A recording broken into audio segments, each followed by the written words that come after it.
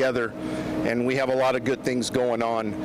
So as we're working through this, I want everyone to know that the Los Angeles County Sheriff's Department has officially requested the support of the California National Guard for both fires, at least in LA County, both the Palisades and Eaton Fire. We are in the process and will coordinate deployments for any additional requests through the county. And just so everybody's aware, in order to request mutual aid, at least for law enforcement, in Los Angeles County, I'm the primary regional coordinator for that.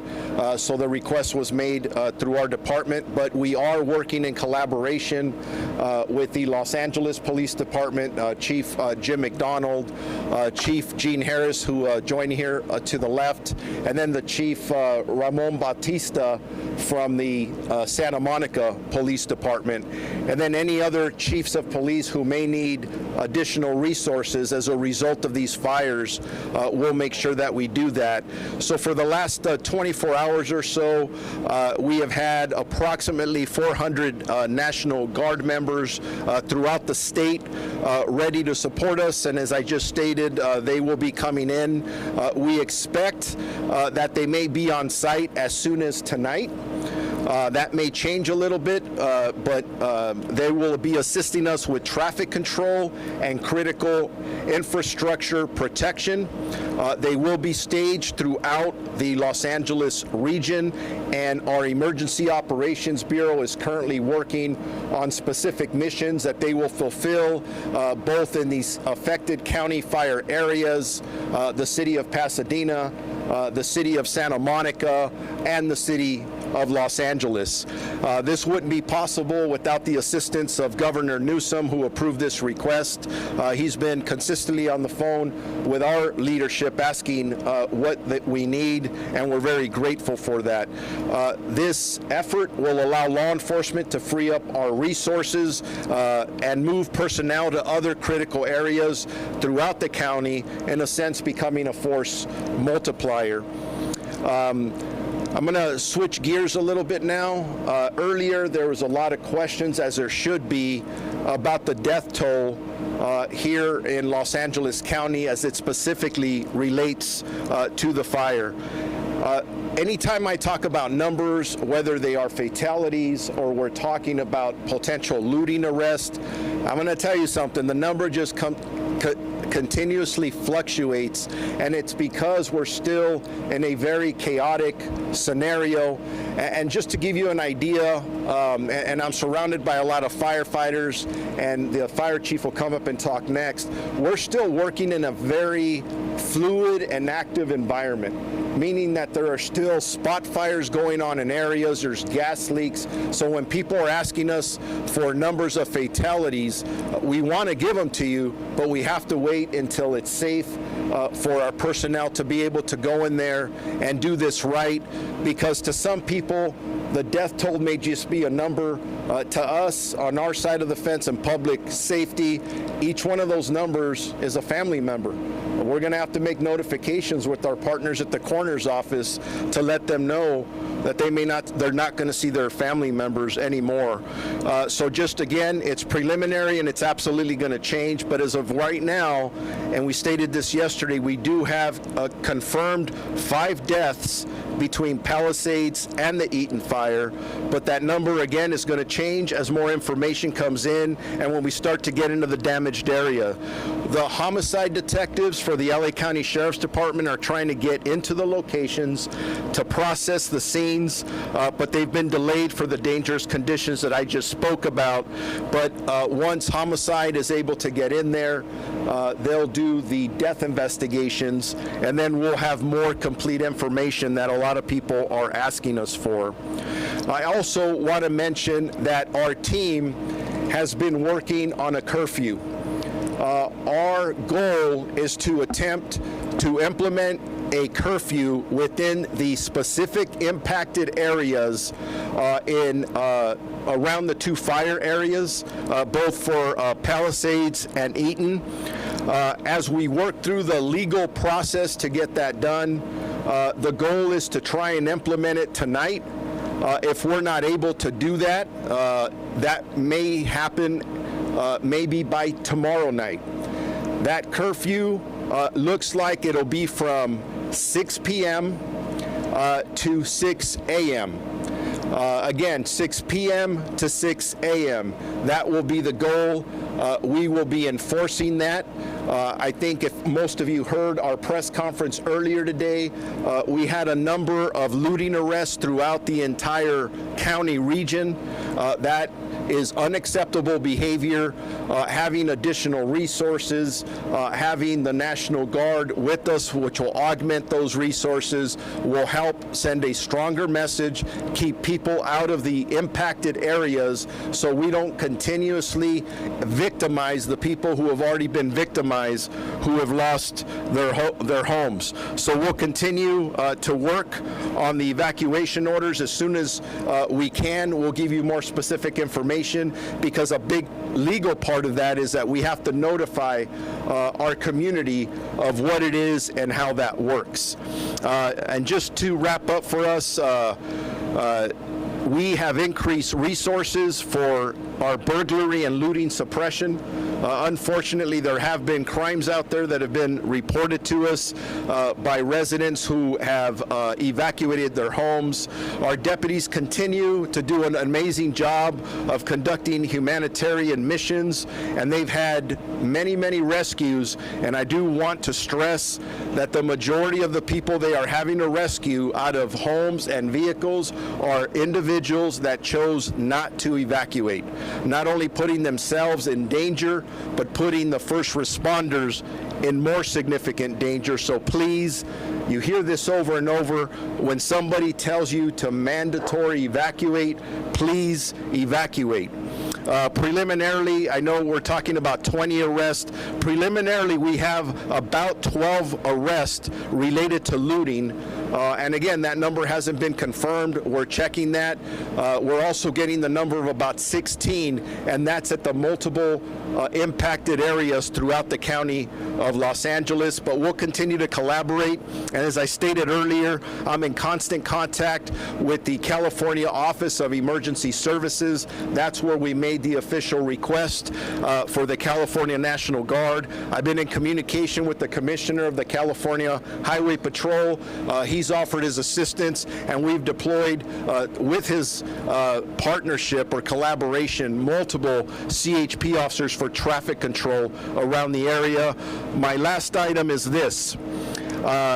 If you have any questions about current evacuation orders or warnings, or the many street closures that we have here in Los Angeles County, please visit lacounty.gov/emergency for updated information. And with that, I am going to now introduce the Fire Chief for Los Angeles County, best looking Fire Chief, Tony Maroney. Thank you. Thank you, Sheriff Luna and Supervisor Barger, Chair of the Board. So I'm going to limit my comments to an update for the Eaton Fire here in Los Angeles County that's affecting the unincorporated community of Altadena, in addition to the cities of Pasadena, Arcadia, and Sierra Madre. We remain in unified command. However, we have added one unified command partner. CAL FIRE Incident Management Team 3 has been assigned to the incident to assist with recovery operations. Recovery operations consists of trying to coordinate all of our human remain detection teams that will be going house to house to make sure that we can account for anybody who's been killed in the fire. Also setting up community recovery centers. They're also going to be doing damage inspection coordination for us. So the Eaton Fire is now estimated to be 13,690 acres. It's grown since our morning press conference because the fire is making a run towards the historic Mount Wilson area. We are still at 0% containment, but we now have a better estimation of the number of fire personnel assigned to the incident. We're now at 1,527 personnel assigned, and like this morning, additional mutual aid resources to continue to arrive to assist in the firefight. This morning, we did have a firefighter suffer a significant injury in a fall. That firefighter is resting comfortably at an area hospital. He's in stable condition, and he is expected to make a full recovery. We now have a confirmation that we have a potential for over 4,000 to 5,000 structures damaged or destroyed. The definition of a structure could be a single-family residence, a multifamily residence, a commercial occupancy, an outbuilding, or a vehicle. So this morning I reported 1,000. We are now reporting 4,000 to 5,000 of those types of structures. The cause of the fire remains unknown and under investigation by the Sheriff's Department, along with the LA County Fire Department and the U.S. Forest Service. The reason that the Sheriff is going to be reporting fatality information, because the cause of the fire is unknown at this time. If it turns out that this was an arson fire, any death. All right, you're hearing a press conference taking place on updating the Eaton Fire right now. We're going to get to that in just a moment, but take a look at the right side of your screen. David, you've been looking at this extensively. We're learning about a new wildfire taking place. You can see the images right there from UC San Diego, which has been very helpful during the course of these wildfires. David, you've pinpointed exactly where this is located. They're calling this the Kenneth Fire, Colleen, and so it's brand new, 50 acres large. Let me give you some more specific information. So this is the larger picture of the area. This is the 101, just to give you a landmark here. This is Hidden Hills north of the 101, and then Bell Canyon. I'm going to expand out now, and the fire is in West Hills. And you see Victory Boulevard right here. I'm going to expand it out even further. We believe the fire is right here in this region. We're about to get Air 7 over it, so we'll have more information. But more importantly, this fire is growing quickly. So they're saying it's about 50 acres large right now. And they are doing a voluntary evacuation of all these homes in this region, in this Victory Boulevard area. They're saying west of Gilmore Street. So this is Gilmore right here, Gilmore Street. And you could see some homes in this community, in this community. In this open field, I don't see a lot of structures right now, but right over here, this is the area that's of large concern, Colleen, and this is where they're hoping to evacuate right now. And as you can see, those pictures coming from UC San Diego show a pretty big plume of smoke, and that plume of smoke is still being pushed. As Danny said, the winds are still out there, not as strong as the last 2 days, but they're out there, and they're also going to increase later on in the day. With that in mind, this could be another tough fight because the topography right now, as you can see, there is a lot of, there's a lot of brush in this area and a tricky topography. Sorry about that. But you know what I'm saying? There is fuel to feed this fire, and there are winds still. And there's a big community that butts up right next to this fire. So, okay, David, well, thank you very much for that.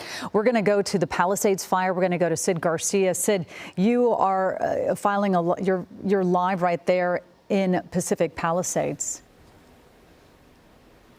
We're right across the street as a landmark of Marquez Elementary School, which is destroyed. It is gone. But behind me, amongst the 5,300 properties are destroyed, this one has been burning all day long. It was quiet. It was dormant earlier today, and then it just started. This is what happens. There are firefighters around there getting ready to put water on it once again. Let's go to videotape we showed you earlier. 5,300 properties. It's the third most damaging fire in California history. And when you drive around Pacific Palisades, you can understand the reason why, and you see just how devastating the cost is. We had a chance to talk to a young woman here who grew up here in this neighborhood where we are, and her family goes back generations. Her name is Kendall Wilkin. The Wilkin last name is very familiar here in the Palisades. Here's what she had to say. It's like something out of a nightmare, you know. It doesn't look real. Everything you've ever known, it's just like gone. It doesn't, nothing still feels real. Even just sitting, I was sitting in my room trying to sit and like where my room used to be. And just like, you don't recognize anything. and nothing looks the same. And other people we talked to today, as they went by to see their home, and one person told us it was gone. All the memories are gone, everything in their home of 3 years. And then you look at Marquez Elementary School, generations have gone to this particular school. It is destroyed again. Over 5,300 properties destroyed by the Palisades fire. Let's send it back to you two in the studio. All right, Sid, thank you. Well, the scope of the destruction in the Pacific Palisades is almost beyond belief. It really is, and we still do not know the full scope of it, and the crisis is still far from over. Our coverage continues. We go live to Eyewitness News reporter Jessica DeNova. Jessica. Shavana, David, you think you've seen it as you drive around the communities, and then you turn a corner and there's something different that just keeps blowing you away. Here behind me is one of those more than 5,300 structures destroyed by the flames. I mean, only brick chimneys are left standing. You see some children's toys. It's just amazing and mind-blowing. We have ran into some people here who decided to stay behind and fight the flames, and they've shared some videos with me about how close everything got to their homes as they watched their neighbors' homes completely destroyed. Another thing we've learned while we've been here is power may come in the next few hours, is what we were told by the city's employees that were out here, the staff with the water and energy. So they were out here going, section by section, making sure that there weren't any down power lines, repairing those, and they're going to be turning the power back on section by section just to be safe, because we have actually now ran into a few down power lines that they are helping take care of. And also, we have noticed while we've been up here, when we have been able to get service, we've gotten several evacuation alerts throughout the day for the the Palisades community because of this fire. We walked around and drove and asked around to see what that was all about, and we were told it was because of an apartment building that was starting to collapse down the hill here. Now, so people who are familiar with the area know where I am. I am on the corner of Anoka Drive and El Medio Avenue, and right down the hill there's a big apartment building that was starting to collapse. So I'm told that's why those evacuation alerts went out. But it's still a very unsafe, fluid situation up here, because every now and then, I mean, the wind is very calm comparatively, but every now and then there are these gusts, and there's still a lot of smoke, a lot of smoldering fires under the roots of trees that kind of go back up, and we've seen it here. It's all around me. It's hard to see because of the haze, but it's all around me, and this smoke is very toxic. I mean, you don't know what's burning from a lot of these homes. We're seeing a lot of electric vehicles. You don't want to breathe all that in. So what we're hearing from people here that are from law enforcement keeping people from coming into the area, they're saying they're letting people in only to get their medications, but they're saying it's just still not a safe area to be in. I personally agree. This isn't something that you want to be breathing in. And if you're not, especially for people not familiar with the area, you don't want to be stepping on something that is still actively on fire. Another thing I noticed, we just heard at the press conference with Sheriff Luna, he was talking about looting, unfortunately, right, that people are reporting.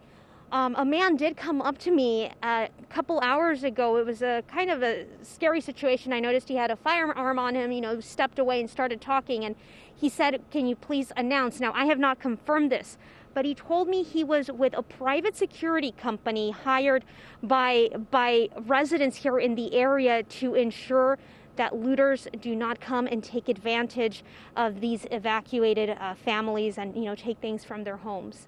Reporting live in Pacific Palisades, Jessica DeNova, ABC7 Eyewitness News. All right, Jessica, thank you for that. We have a lot of concern going on right now. A brand new fire has broken out. This is that fire we've been mentioning called the Kenneth Fire. Mandatory evacuations underway. We're going to get you the borders of that in just a second. But first, let's go to Chris Christie, who is now arriving on the scene. A lot of fuel out there, Chris.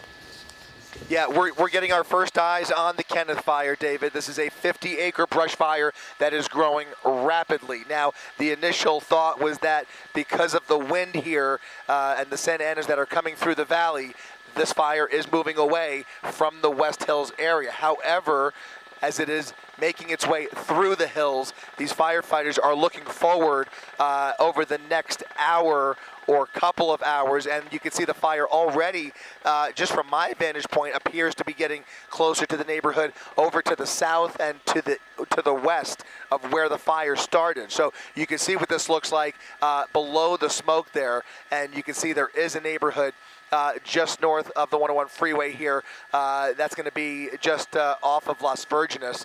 There is a whole group of homes right there under that layer of smoke that could be impacted in the next couple of hours, if not sooner, depending on the behavior of the fire, depending on what the winds do. And I've got to tell you, we just took off from Van Nuys Airport, and in the last half hour or so, the breeze and the wind has really picked up. It's not ripping like it was 24 or 48 hours ago, but it is certainly picked up, and it is certainly affecting the behavior of the smoke and most likely the fire itself down there. You can see LA City Fire getting their first resources on scene. They're making those initial water drops. In the last few minutes, they have started that aerial assault on the Kenneth fire. Again, right now, it is in barren, hilly land in West Hills where there are no structures in the immediate vicinity.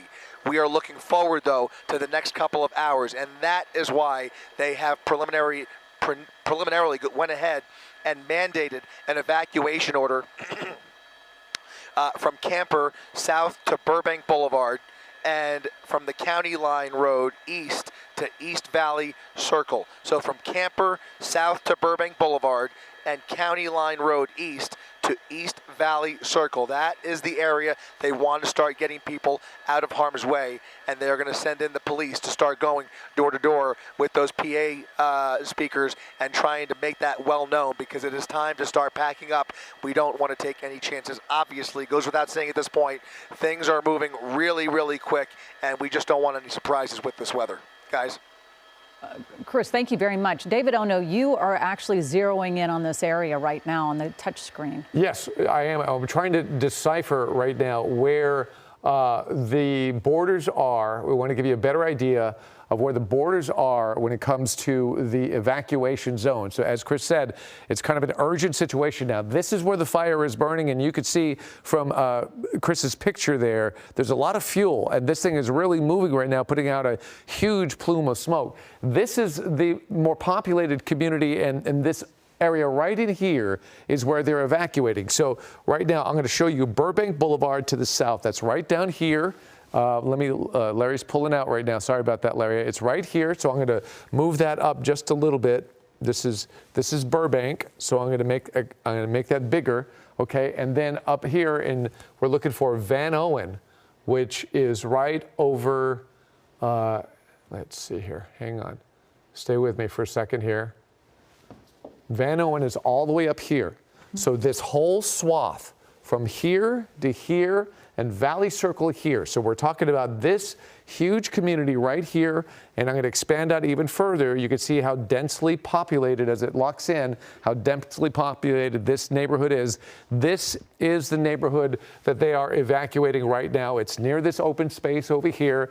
It is south of Van Owen. It's north of Burbank, and then Valley Circle Drive, which is right here. It's all of this community right here. This is the folks that they're trying to get out of the way as this fire continues to burn. And you see that plume of smoke. It's really being pushed, which means the winds are being pushed. As Danny just mentioned, those winds will increase later on this afternoon, which could drive this fire. If I could go back to Chris, what direction, Chris, do you think the flames are moving as we watch this smoke? All right, yeah, we're starting to get a much clearer picture, David, of what we're working with here. And I got to tell you, it's a good thing they've issued this evacuation order because it is time to leave. This fire is moving faster than I think they anticipated, and it's moving faster than I think we were all kind of thinking from where it started. This is all happening due north, a very short distance from Hidden Hills. This is just north of Hidden Hills. Hidden Hills could be impacted here, but certainly points to the just west of here are certainly in the path of destruction as well. These houses could be touched. There are already fire trucks pulling into Hidden Hills and getting ready to engage in structural protection. Look at this. It's already getting close. It's already getting close. They did not anticipate this when they first arrived on scene. That's why they've gone ahead and issued those immediate evacuation orders. I cannot confirm, perhaps, David, you can help me confirm whether that evacuation order includes Hidden Hills. It does. But it does. It does. Okay. It does. Okay. It's, Very good. Because right now they're saying they want everything north of Burbank. Burbank, and we'll take the double box here. This is Burbank Boulevard. Okay. This is Hidden Hills right here. This is where the fire is burning, and it's moving in this direction. So Hidden Hills, as you can see on the map, Hidden Hills is right here, and I'm going to expand it even more. All of this community right now needs to get out, and they need to get out right now. As you can see, Chris, and we'll go back to you, those flames are now starting to touch this. I'm sorry, let me move it over. Oh boy, bear with me, almost there. The flames are here, and they're moving right over here, so they're touching the border of the community right now. This community needs to get out. That is Hidden Hills, what Chris is talking about. Chris. Right. Yeah, so Hidden Hills is located due south of where the main body of flames are right now. The wind is not pushing it directly towards Hidden Hills. It's pushing it just to the west. Immediately west of Hidden Hills is another neighborhood where Newcastle Lane runs through. Mountain View Drive runs right through that neighborhood. Those areas are really under the gun because that is where the wind is pointing directly at. If you look at this fire from our vantage point, go ahead and just pan over to the right a little bit so you can show them the flames, Robbie, because those flames almost look like an arrow. The way the wind is blowing these flames, the fire is almost taking the shape of an arrow directly towards that neighborhood. Wesley Drive, Newcastle Lane, Colette Way. That neighborhood must get out of harm's way because they are already getting close, these flames, and there are already fire trucks getting into position to engage in structure protection. But because it's moving so quick, I just think time is really, really of the essence for this community right here, immediately to the west of Hidden Hills. Wow. All right. Well, this is a serious cause for concern right now for many of our residents. We are going to World News Tonight with David Muir. They will have extensive coverage of all of our fires. This is important. We're going to continue our live coverage of this fire that just broke out, streaming on all of our ABC 7 Los Angeles platforms. We'll break for World News Tonight. Be right back here on Channel 7 at 4 o'clock. Stay with us.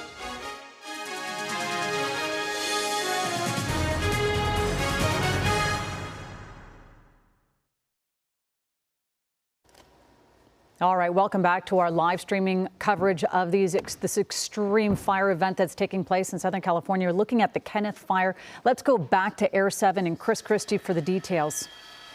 Chris? Yeah, this is very, very much a fluid situation, Colleen. Firehawks, I'm sorry, I'm losing my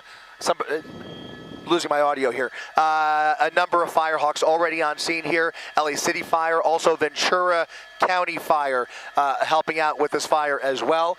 Look at that line right there and look at the direction, Colleen, of the flames. Look how lateral the flames and the smoke are pointing towards the west. That is the effect of the wind that is doing that. The wind is blowing this fire through these hills in the, I want to say this is like the North Las Virgenes, Upper Las Virgenes Ranch area, if I'm not mistaken, is really kind of the name of this neighborhood that we're looking at, just next to Hidden Hills. So Hidden Hills is right there. And if you look a little bit over to the west, that's where the fire is pointing. So it really is a precarious situation. These houses are going to be touched because I just don't see how they're going to get enough resources on the leading edge of this fire. You're looking at the back end of the fire. We are looking on the back end of the fire because we don't want to fly into the smoke. If we were on the other side, there's a whole other body of flames underneath all of this smoke. It's a huge plume. This plume is visible for miles across the San Fernando Valley and across Thousand Oaks. You can see this probably even from Oxnard. That's how much this fire is producing, and it is moving in a very specific direction. It is a line of smoke that is above a line of flames pointing directly to that neighborhood right there. Again, Colette Way is going to be one of the first streets affected here. There is brush protection around this neighborhood. The problem is it's a wind-driven fire, and if it continues to blow these flames through here, you have a lot of very large homes that are going to even add to the fuel if this neighborhood begins going up. And look at that. It's already climbing the hillsides here. It's already climbing the hillsides. Rob, go ahead and give me the street. Let's go ahead and throw up sky map there. And that is going to be Shady Grove Place, Chalmers Place, Manley Court, Thousand Oaks Boulevard, Richmond Court. All of these dead ends off of Mountain View Drive are going to be the first homes affected as this fire is rapidly climbing up their backyards. Chris, we're going to keep you in the screen, and I'm going to try to expand the map out, because where this fire is, it can hit a number of different communities, which is what you were illustrating. So we showed Hidden Hills and Bell Canyon. This is where the fire is situated in this open space, but it's rapidly approaching houses. Now, we told you about this area where Victory Boulevard is, Burbank, et cetera, and this whole community. But then down here is part of the area what Chris is now talking about. Right. And let me expand it way out. This is just south of where the fire broke out.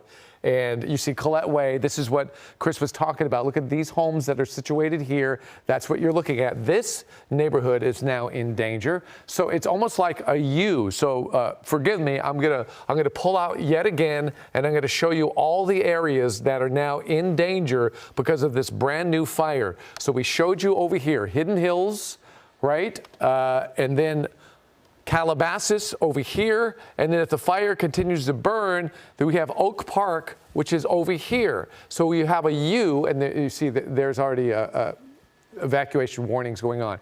Here's the open space. And then all Oak Park, Calabasas to Hidden Hills over in this area right here. All of this now is in danger because of this rapidly moving fire.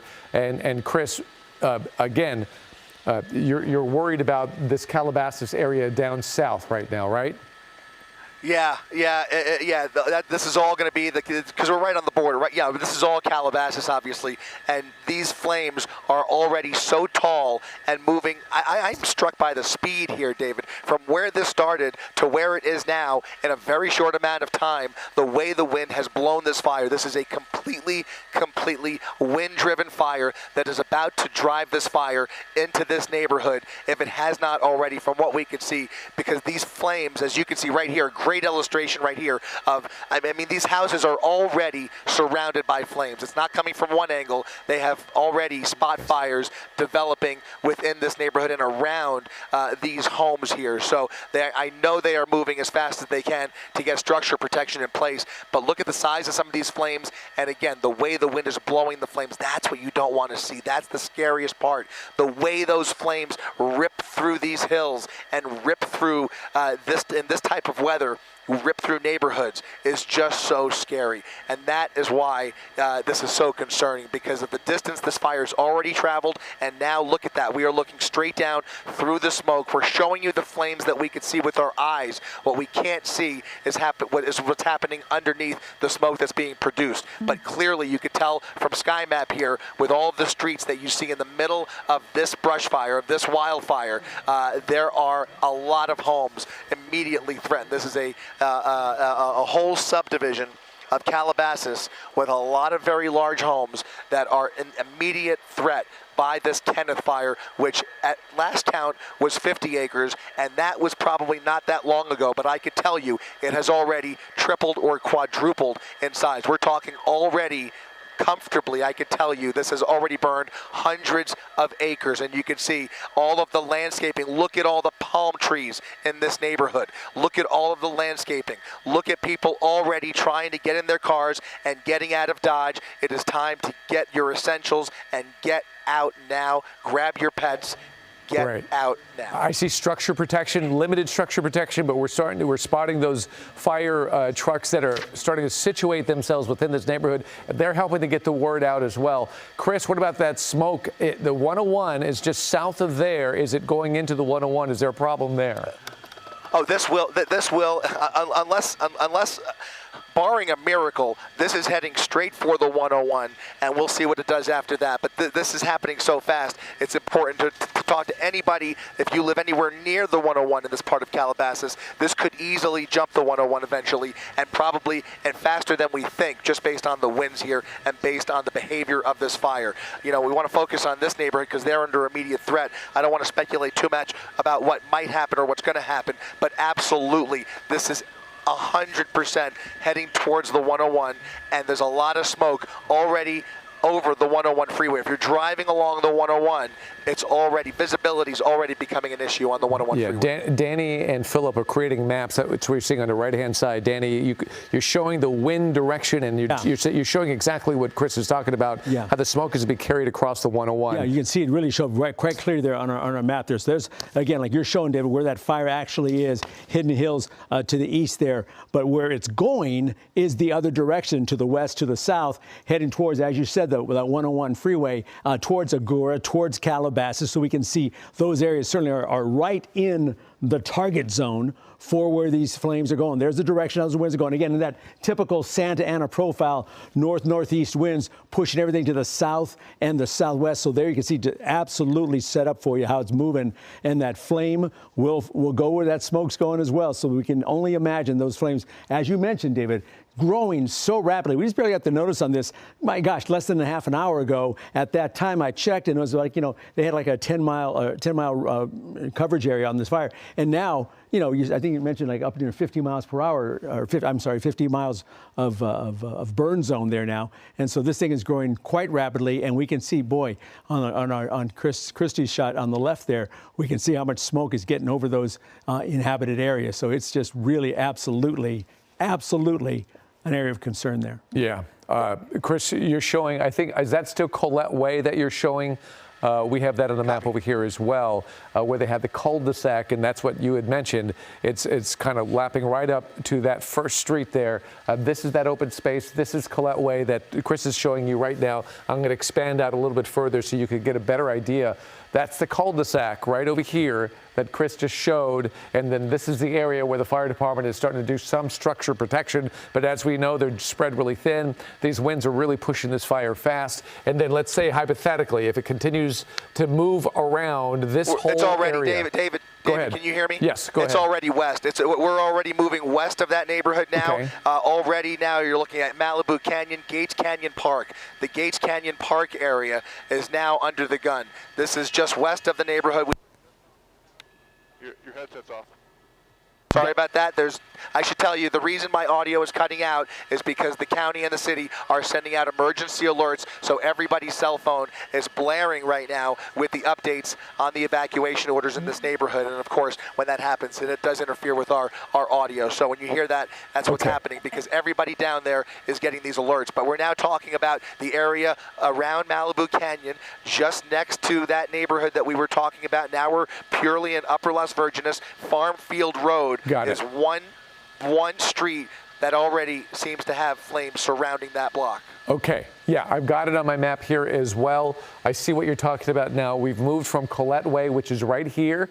Here's Gates Canyon right over here, and then right over here is Las Virgenes. So I'm going to expand out and show you now how quickly this is moving. I'm going to move like this. This is Colette Way, where we first saw it hit, and now what Chris is talking about, it's gone beyond Shady Grove Place right over here into this area and all the way over into these homes right here. So you can see how rapidly this thing is moving, and this is Las Virgenes right here. So all these homes now are in danger. Chris?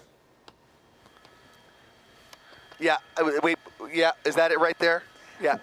By the way, is that, yeah, I'm looking at houses. I think we have a structure involved right here, guys. Okay. Go ahead, right off right in there, right along Colette Way.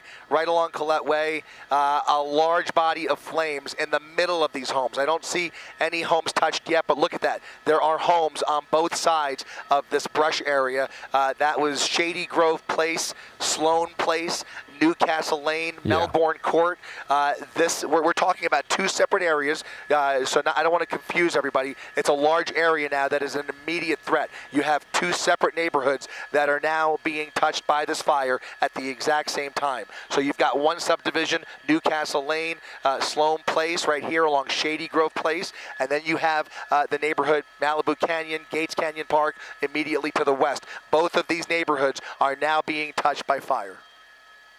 They absolutely are. This is a very tense situation out there. We're sort of monitoring it from here. Chris, as you're getting interrupted with your headset and getting interrupted by talking, we're looking at these active Los Angeles Fire Department alerts, and David's trying to pinpoint them on the touchscreen. But we do know that they have added an evacuation warning to Woodland Hills in addition to the other evacuation warnings that we've been talking about and the mandatory evacuation warnings. So again, this is for Woodland Hills. This is an addition for the areas. This is bordering Ingomar Street and Satakoy Street south to Burbank Boulevard, Valley Circle Boulevard east to Woodlake Avenue. So again, Woodland Hills, just be on alert. You're seeing a lot of the smoke.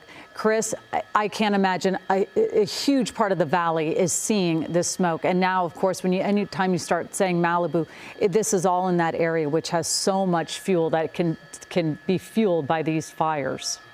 I mean, you're right about that. And Calabasas, I mean, you're talking about a huge swath of Calabasas. I have a feeling that Hidden Hills should be spared here. In fact, they've already drawn lines between the fire and Hidden Hills. So I think all of the attention now is immediately to the west of Hidden Hills, where what started as a fire on Kenneth is now multiple fires. I know it's all one fire. We call it the Kenneth Fire. But as I look out the window from the helicopter, there are fires in various directions. We're talking about a large area where there are multiple fires burning and now multiple neighborhoods being touched at the same time. I just want to make that really clear. This isn't like one specific body of flames that these crews are trying to chase. They've already got tankers showing up. They've got helicopters over here. They are trying to flood the zone with structure protection, and they will do so at all costs to save as many structures as possible. But as you're seeing from our pictures, there is already flames surrounded by homes surrounded by flames. At this point, we have not seen any properties actually touched yet, but the threat is imminent. Yeah, okay, so I'm sorry for folks out there, it's confusing because this is rapidly changing. So this is the open area south of Bell Canyon, just north of Hidden Hills. This is where the fire started. It is quickly, as Chris mentioned, it's spreading out in multiple directions. So now you see the orange, the pink right here, mandatory evacuations. That's in the Hidden Hills area, the Calabasas area, the Woodland Hills area, further back over in here, as well as beyond, let's see, this community as well. We're talking about Oak Park, Be Ready. All of these communities, Agora Hills, are in trouble right now because of how quickly this fire is burning. This is the 101. So if you're living in the valley, off the 101 in the Hidden Hills area, Calabasas, Woodland Hills area, you need to pay attention to what's happening here because you are in danger because of this rapidly moving fire. Chris, back to you. Yep, continuing to watch the fire get closer. Go ahead and push in right there. You can see some of the closest flames as fire crews pull into these neighborhoods. That is the dead end at Collette Way, and you can already see fire crews on the scene down there. I have already seen several people trying to use garden hoses to prevent this fire. This is not the time to pull out the garden hose. I know it's easier said than done, but it is a dangerous situation, and those garden hoses are just going to be no match for the flames that we're talking about and the fire, the way it's behaving. When you have a wind-driven fire blowing towards your property, there is not much that a little garden hose can do, and that's the problem here. You see people trying at all costs to save their properties, and you sympathize with them, and you can empathize, but at the same time, it is more important to grab your belongings and start getting ready or get ready to get out now. Danny, explain what we're looking at with your map to the right. Yeah, the number one thing here is the direction of those winds. Again, it's that Santa Ana profile out of the northeast, blowing to the southwest, and you can see that's a perfect example of that. There's that fire right there to the west of Hidden Hills, and pushing everything to the south and to the west. Below that. So there you can see heading right towards, as Chris was showing us so great, the 101 towards Agoura Hills. That's all like right there in that path of where the winds are blowing things. And as Chris mentioned, a wind-driven fire. That's going to push those flames that way, push certainly the smoke and the ash. And here's the scary part. It blows those embers in that direction too. We talk about this so many times, how these embers can just travel such great distances. So as that fire moves and it's pushed by the winds, those embers also pushed by the winds, and those can just scatter around to get those spot fires. So we talk about spotting, you'll see another little fire pop up basically in that path that the winds are going. And as those winds right now, we're seeing them measuring at the moment right around 25, 30 miles per hour, which are areas of concern. But then, of course, always you talk about this too, within the fire zone, it creates its own weather. It creates its own winds. When you get the effect of vegetation catching on fire, it bursts and releases gases, and you get enough of that going on, you kind of create this wind field. So we can see right there in that area, those numbers are already approaching 40 miles per hour. 37 miles per hour is Simi Valley. Thousand Oaks also 34 miles per hour. So Malibu Hills at 15, but you're going to get those occasional gusts. And then also, of course, you're going to get the fire generated winds as well that just serve to push things along. And so that's the big concern. We're heading towards this time of the day where we showed you earlier, the winds are going to start ramping up. So we had been on the calmer side, calm being a relative term. You know, again, compared to the beginning of the week, we saw 70, 80 mile per hour winds. We're seeing now 30, 35, 40 mile per hour winds. Those winds just on their own are pretty strong winds. And so they're certainly doing the damage right now of fanning those flames, sending those flames, and causing major areas of concern ahead of that fire line. All right. Yeah, Danny, thank you for the explanation, and we're going to get deeper into the weather in a few minutes. But let's get back to Chris Christie, who is watching this fire progress. And I don't want to pull the camera off of where the firefight is going on, but we're looking at our maps, Chris, and it shows that the 101 is bogging down in that area. It is. Looking down at the 101 right now, especially the southbound side of the 101, starting to see a real jam up, as I presume folks are just trying to get away and use the 101 as the main artery out of here. Makes a lot of sense, obviously, but it is seeing a lot of slow traffic through here. As I do that, I'm also looking just to the north of us here and just trying to figure out, because there are so many active situations here between these two neighborhoods, fire approaching both of these neighborhoods. I've got to tell you, in some cases, you can already see where the brush clearance behind some of these homes has already spared the homes. If the brush clearance wasn't there, if they hadn't cleared the area around their property and their backyards, they would already be on fire. But some of these fires that are not jumping or spotting are kind of running in to dead ends. They're running out of fuel once they get to the brush clearance, and those houses could be saved because of that brush clearance. That brush clearance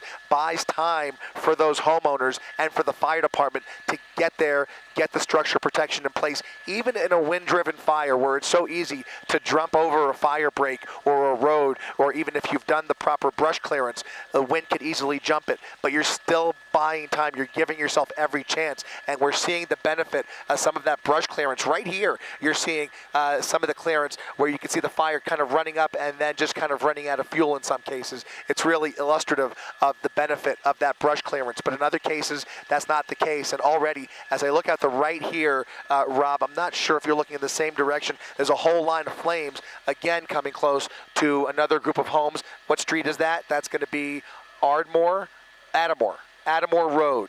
Fire, a line of fire running up right towards Adamore Road. It looks like there's some degree of brush clearance, but there's also a lot of trees, and again, lots of opportunity for those embers to blow through here. But Adamore Road, right here, fire right along the backyards of these houses. What's the cross street there? Adamore Road and Thousand Oaks Boulevard, or Eden Park Drive. Eden Park Drive between Adamore Road and Thousand Oaks Boulevard. Thousand Oaks Boulevard is the main street that runs through this neighborhood, and there is fire in this community that is brushing right up against these homes. Okay, at least we're getting some air drops on there. That's going to do a huge help in getting this thing out. And a great point when it comes to the open space, Chris. If they can fight this while it's in the open space before it gets to the masses of the homes, that's going to be a huge advantage. And unlike 2 nights ago, we have air support in this case, and that could be a big help. Absolutely, and there's a lot of it. We've already seen a couple of tanker drops here and repeated drops by LA City Fire, Ventura County Fire, and it's real. You've got to imagine what they're dealing with the number of helicopters they have, and they do have a lot at their disposal, but as we've been repeating, resources are stretched thin, and you've got artillery across the county. LA County has resources now in the valley. You've got the Palisades. You've got the Eaton Fire that's being worked on. There are so many active areas, but they are bringing new aircraft into this situation, trying to smother it. But the concern here, my worry, is that there's so much fire blowing in a number of different areas now that it's almost like we use the term whack-a-mole, but even these drops, it takes just to get one head of the fire, knocked down, takes repeated drops just to get one head. I count at least 3 separate areas that are really under immediate threat, and those are going to take many, many water drops. Somebody driving with the door open. I don't know what they're doing here, but obviously it's Look at those palm trees, David. Look at the breeze. Yeah, Look at the point. breeze running through this neighborhood. Look at those palm fronds. It gives you a sense of just how windy it is down there. The winds have certainly picked up in the last couple of hours, just as Danny was talking about. And now you see it looks like an off-duty unit going house to house here, trying to get the word out in this neighborhood. Looks like an off-duty, he's on duty now, but that's a private vehicle. He's probably using his personal vehicle to start going house by house in the neighborhood here and start door knocking to get folks out. This is all Shady Grove Place that we're watching as this deputy, it looks like a deputy, but from my vantage point, looks like a deputy uniform walking through this neighborhood. It did look like somebody in uniform that is on some sort of official duty. Another water drop there, Chris. Yep, that's the, what was that, the County Hawk? I'm sorry, that's a Colson. That's a quick reaction force. The quick reaction force now jumping into action here as that Sikorsky just dropped a couple thousand gallons of water on that hotspot just behind that very large home at the end of Collette Way. This is Collette Way at the cul-de-sac, and you can see all of these homes here where the fire is literally feet away, just feet away from these homes. Man, but they've done a remarkable job so far. You got to admit, as fast as this fire was moving, and suddenly things are starting to, I hate to use the term slow down a bit, but the fact that it's several minutes later and we're still saying nothing has been hit so far when it comes to people's property. Yeah. They've been, yes. You're right. It's certainly moving. The forward progress has certainly not slowed down, but they have certainly jumped into action to make every effort to see hotspots, identify the properties, identify the homes, specific addresses that are under immediate threat, specific cul-de-sacs, specific edges of this neighborhood that are under immediate threat, and prioritize those areas with those water drops. If they do that effectively, they could hold this off and prevent a lot of damage, obviously, and that's the goal here, right, is to protect this property at all costs. But you can see the precarious situation because there is fire in the midst of the neighborhood. It's a very lush neighborhood that we're talking about. There are lots of trees and lots of palm trees at that are the real threat here once this fire penetrates the neighborhood. Yeah, but you didn't see a lot of cars in there, faced forward to get out of here when you first caught upon this in Air 7. But again, you've been looking at Collette Way. David, you pinpointed that area. It really is right up against that lush. And as we start seeing more of these fire drops happening, thank goodness we are seeing a little bit of that smoke clearing.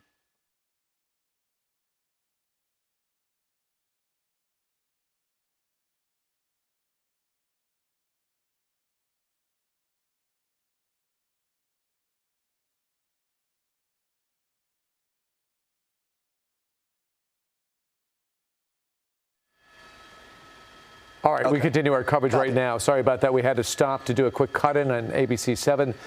We are back with our live coverage. And by the way, we will be moving to ABC 7 Eyewitness News on Channel 7 at 4 o'clock or a little bit prior to 4 o'clock for this extended coverage of the firefights that are going on throughout Southern California. This being the new one called the Kenneth Fire, and mandatory evacuations are now underway. Christie is in Air 7. He's been watching the firefight, which has been going on for the last hour or so, I would say. The call came out at 2:58, so that's when we found out about it. Look at how big this is now. Right, 356, and already expansive amount of ground has been eaten up by this fire. But luckily, as far as you can see, Chris, no homes.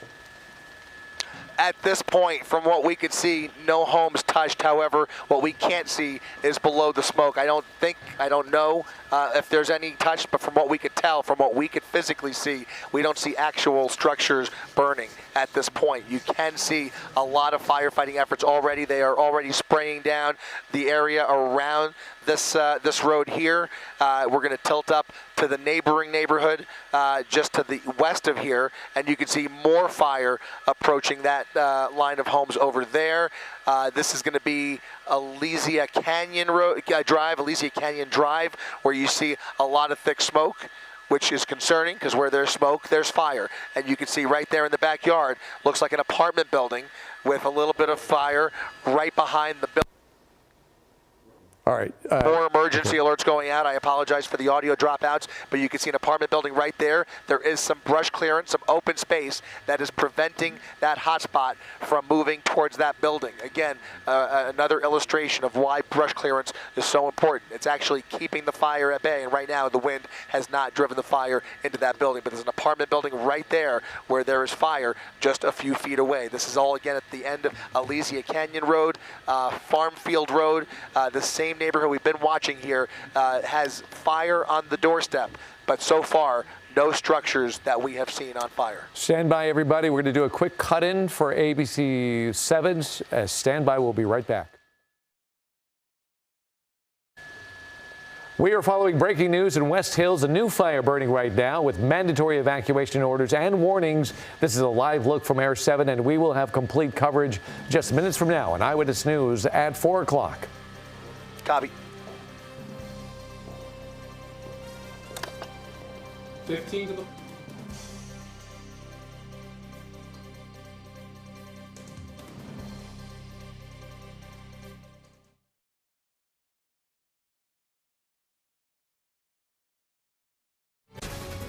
This is Eyewitness News with live breaking news.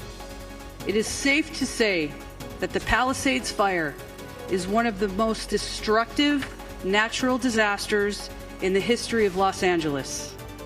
Breaking news, an unprecedented natural disaster continues to unfold in Los Angeles. Multiple wildfires are burning, including a new one that has just prompted evacuations in yet another neighborhood as we come on the air. Thanks for joining us. I'm David Ona. And I'm Colleen Sullivan in for Ellen Leyva. You're watching Eyewitness News at 4 live on ABC 7, Hulu, and wherever you stream. 4 fires burning in Los Angeles County right now, including a new one that just broke out in West Hills. Evacuation orders are now in effect for people in the areas around the Pacific Palisades, Altadena, Sylmar, and West Hills. Firefighters now spread across the county, fighting all 4 fires as winds prepare to kick up once again. Now let's go to the Kenneth Fire in West Hills, and Air 7 and Chris Christie are above it with all the details. Chris?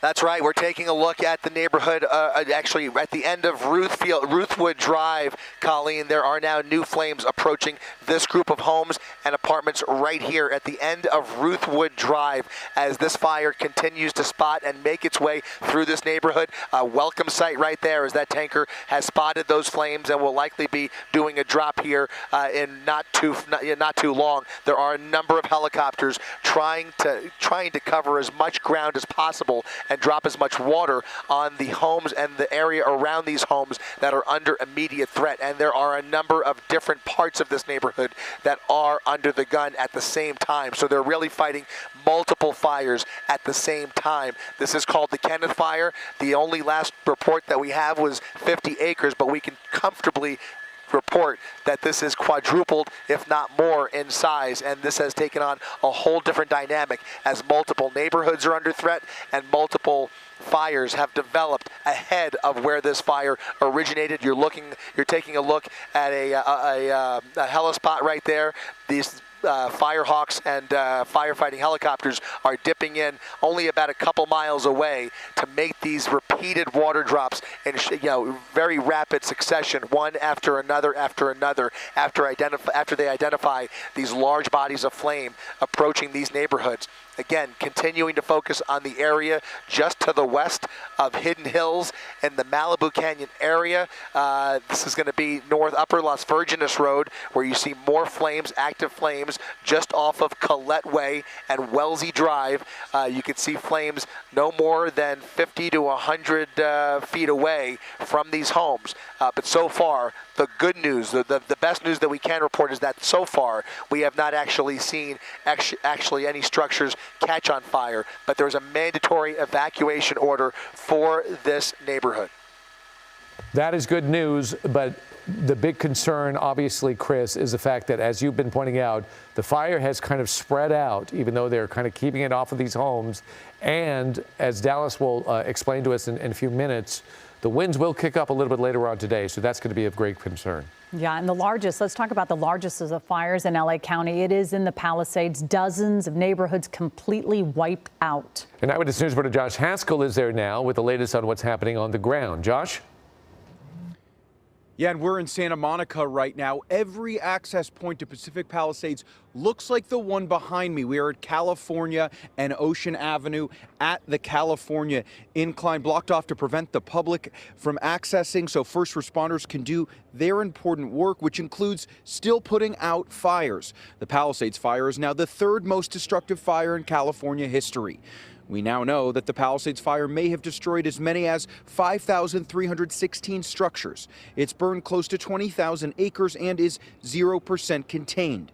Video recorded by Air 7 Thursday showed the widespread destruction in Pacific Palisades. The footage showed several buildings destroyed at Palisades Charter High School, most of the business district in the Palisades, entire neighborhoods, including the Alphabet Streets, parts of the Huntington neighborhood, the Palisades Bluffs, parts of the Marquez neighborhood, and parts of the Palisades Highlands. While winds have diminished, much of Los Angeles County remains under a red flag warning. Now, forecasters have warned that critical fire weather could continue through Friday night. Out-of-state resources are continuing to come to Los Angeles later today. We all know that this has been an unprecedented event.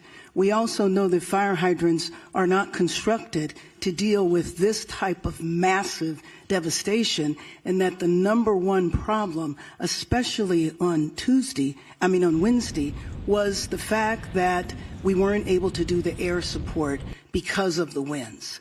And so, of course, I am absolutely frustrated by that. Damage assessments are ongoing at the Palisades fire. However, preliminary reports estimate the damaged or destroyed structures to be in the thousands. It is safe to say that the Palisades fire is one of the most destructive natural disasters in the history of Los Angeles. What I want to clarify is that a structure doesn't necessarily mean that it's a residential structure or a commercial structure. It could be a vehicle, it could be an outbuilding. So we do have people, damage inspection teams that are on the ground that will go out to every single home. They will catalog whether a house is destroyed, if it's partially destroyed or just damaged, and all that information will be turned over to the city and to the county. Now, Sheriff Robert Luna announced earlier today that the Sheriff's Department is working on implementing a curfew for the Palisades fire, which could start Thursday night. The curfew would be in effect from 6 p.m. until 6 a.m. Luna had tough words for anyone thinking about looting, saying the job of his deputies is to save lives and help people, not arrest those trying to take advantage, although his department will not hesitate to do so. And throughout the day today, all those checkpoints to the Palisades fire, we have met desperate residents trying to get in. And I have to tell you, the roads are just too dangerous right now. There's still active fire in many spots. There's power lines across the road. In one spot, part of the road was even flooded. There's rocks.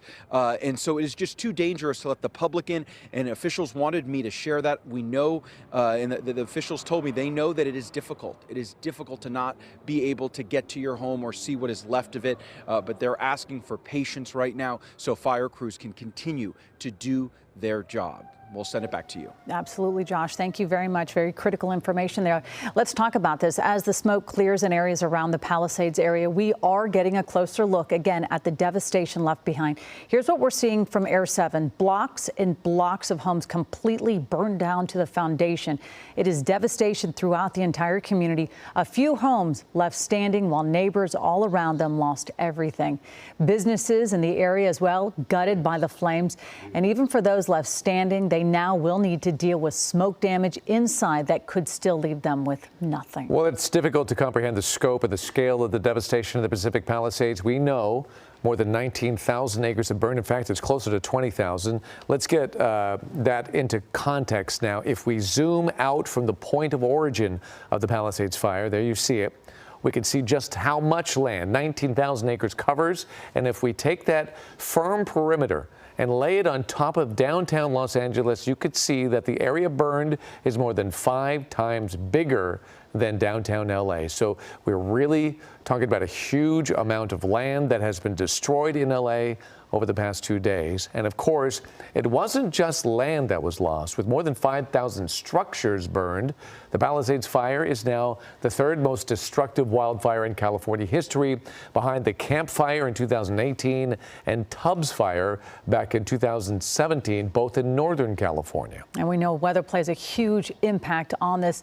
Chief Meteorologist Dallas Rains, you're tracking the weather right now. We are still in a red flag warning condition. That is correct. And the good thing about this situation, if there can be anything good, is this is a typical Santa Ana wind velocity that's going on out there in West Hills and that area. Winds are out of the northeast at about 15 to 25, occasional gusts at 30. Nothing like those horrific hurricane force winds that we had 72 hours ago. And that's what I'm forecasting here. Now, it will pick up a little bit. There will be some bursts of Santa Ana winds reaching 50 miles per hour in that area. And that will start over the evening hours. And then tomorrow we'll start to back it down a little bit after about lunchtime. But again, I think we're seeing pretty good progress, David. I mean, you watch this, and Colleen and all the people who really keep an eye on this. I'm generally just looking at the weather conditions, which right now it's 71 degrees. Humidity out there is down to 10%. Winds are coming out of the northeast at about 15 to 25, occasional gusts to 30. And you can see that blowing that out toward the 101, which is this map here. We just kind of added the traffic for you so you could see that. And it is really congested out there all the way from Brent's Junction along the 101, where that fire is moving out toward the southwest. Being driven by Santa Ana winds and very, very dry conditions. We're going to keep moving with these types of conditions. This goes until Friday. Tomorrow at 6 p.m. we're going to have a little bit of a break Saturday morning, and then another little burst of Santa Ana winds Saturday night into Sunday morning, and then more Santa Ana winds are likely next week. So this is a prolonged period of Santa Ana winds being hot and dry, relatively hot considering it is January, but it is warm compared to many January Santa Ana wind events. And the wind velocities, of course, out in that area, as I was telling you, are not quite as strong as they were. Actually, they're significantly weaker than they were 72 hours ago, thank goodness. That big low that was really cranking out these powerful winds is off now over Mexico. So it's not going to do what this one's mainly driven by that big dome of high pressure. Any questions on that one, David and Colleen? Dallas, okay. I think that's very clear. We do want to go back to you as we get more information on those winds, because that's going to be vitally important. Thank you for that. We also have to do a clarification. I know an emergency alert went out to a lot of people with your cell phones. I'm getting texts from people all over Southern California saying, am I in danger? Do I need to go? And you had it too. I got one as well. We need to let you know, and this gets a little bit confusing because there are evacuations underway, but a lot of communities got this that are not being evacuated. For instance, Mount Washington, Santa Monica, Toluca Lake, and Burbank, you are not being evacuated at this point. So we're trying to get clarification from the emergency alert system on that. Santa Monica has already issued a take-back on that, saying that emergency alert went out, but you are not being evacuated. They have not increased the evacuations in the Santa Monica area. That's just for clarification. We'll try to get more for you. In the meantime, we want to turn our attention to the massive Eaton fire burning in the Altadena community. Firefighters just sharing an update just a short time ago. The fire was making a run toward Mount Wilson. It has now grown to 13,690 acres with 0% containment. A staggering 4,000 to 5,000 structures have been damaged or destroyed. There's still no word on what caused this raging fire. And Eyewitness News reporter Rob Hayes has been getting a look at some of the devastation and joins us live from Altadena. Rob? Yeah, we're at the corner of Lake and Mariposa here on what you might call Altadena's Main Street area, and it's one of those pockets of destruction. You could see a building here severely damaged by the fire. Over here, this used to be a mini mart. If we keep panning to the left here, you'll see a green structure. That was a smoke shop. Behind it is a billboard that came down in the fire. Behind that is the Rancho Bar that has been a staple of Altadena for 71 years, according to the owner. If we go across the street, you'll see there's even more destruction. There's a burned out van there, and buildings just burned to the ground, burned down to the foundations here. And this is on the business end of Altadena. Now, we spent earlier today hours driving around the residential parts of Altadena, and what we found is heartbreaking. Giant sections of neighborhoods wiped out, burned down to the foundations. We took a drive over to Tannable Drive. We ran into Rob Salinas, an auxiliary firefighter. He said no fire crews had come up that high in the neighborhood, so he and some friends stayed. They manned a water pump and some chainsaws, protecting his home and several of his neighbors' homes. We have a pump and we have hose, and it's just getting everything deployed, all the hoses out, get somebody on the tip of every hose and start cutting down everything, moving everything away. And then when the fire came over this ridge, it got behind us. It was like 80-mile-an-hour winds. It was nuts. Yeah. So it was just, we were all here. It was a fight. So I had a bunch of people here, and then I was able to run down here and help Dave's house, run back up, run down over here to Mark's house, run up to the Dome house, run back up here. So we were able to save the 4 houses at the top. Yeah.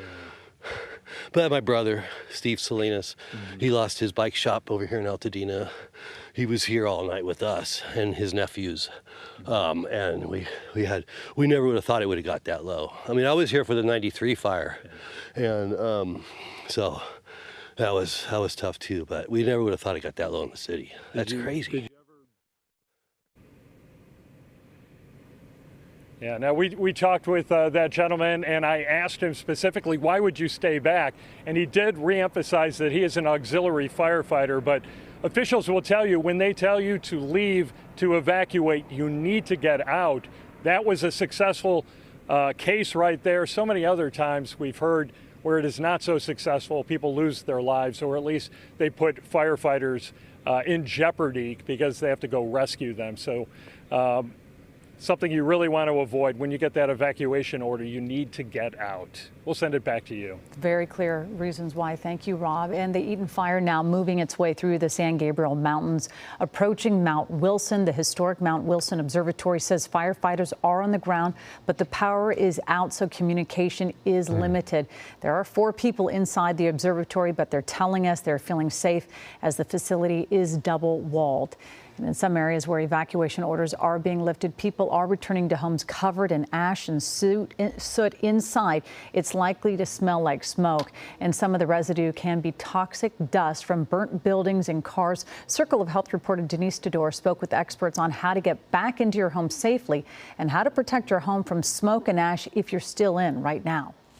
At this Target in Pasadena, customers are being met with empty shelves. They were out of air purifiers, so it's obviously in high demand. Yeah, I can't escape the bad air, even inside my house. Dusty soot from the nearby Eaton Fire has been seeping into Jack Von Bulow's home.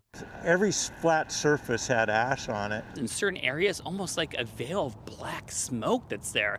A lot of that smoke carries toxic materials. Huntington Health pulmonary and critical care physician Dr. Raj Dasgupta says particulate matter can cause respiratory distress and exacerbate chronic conditions.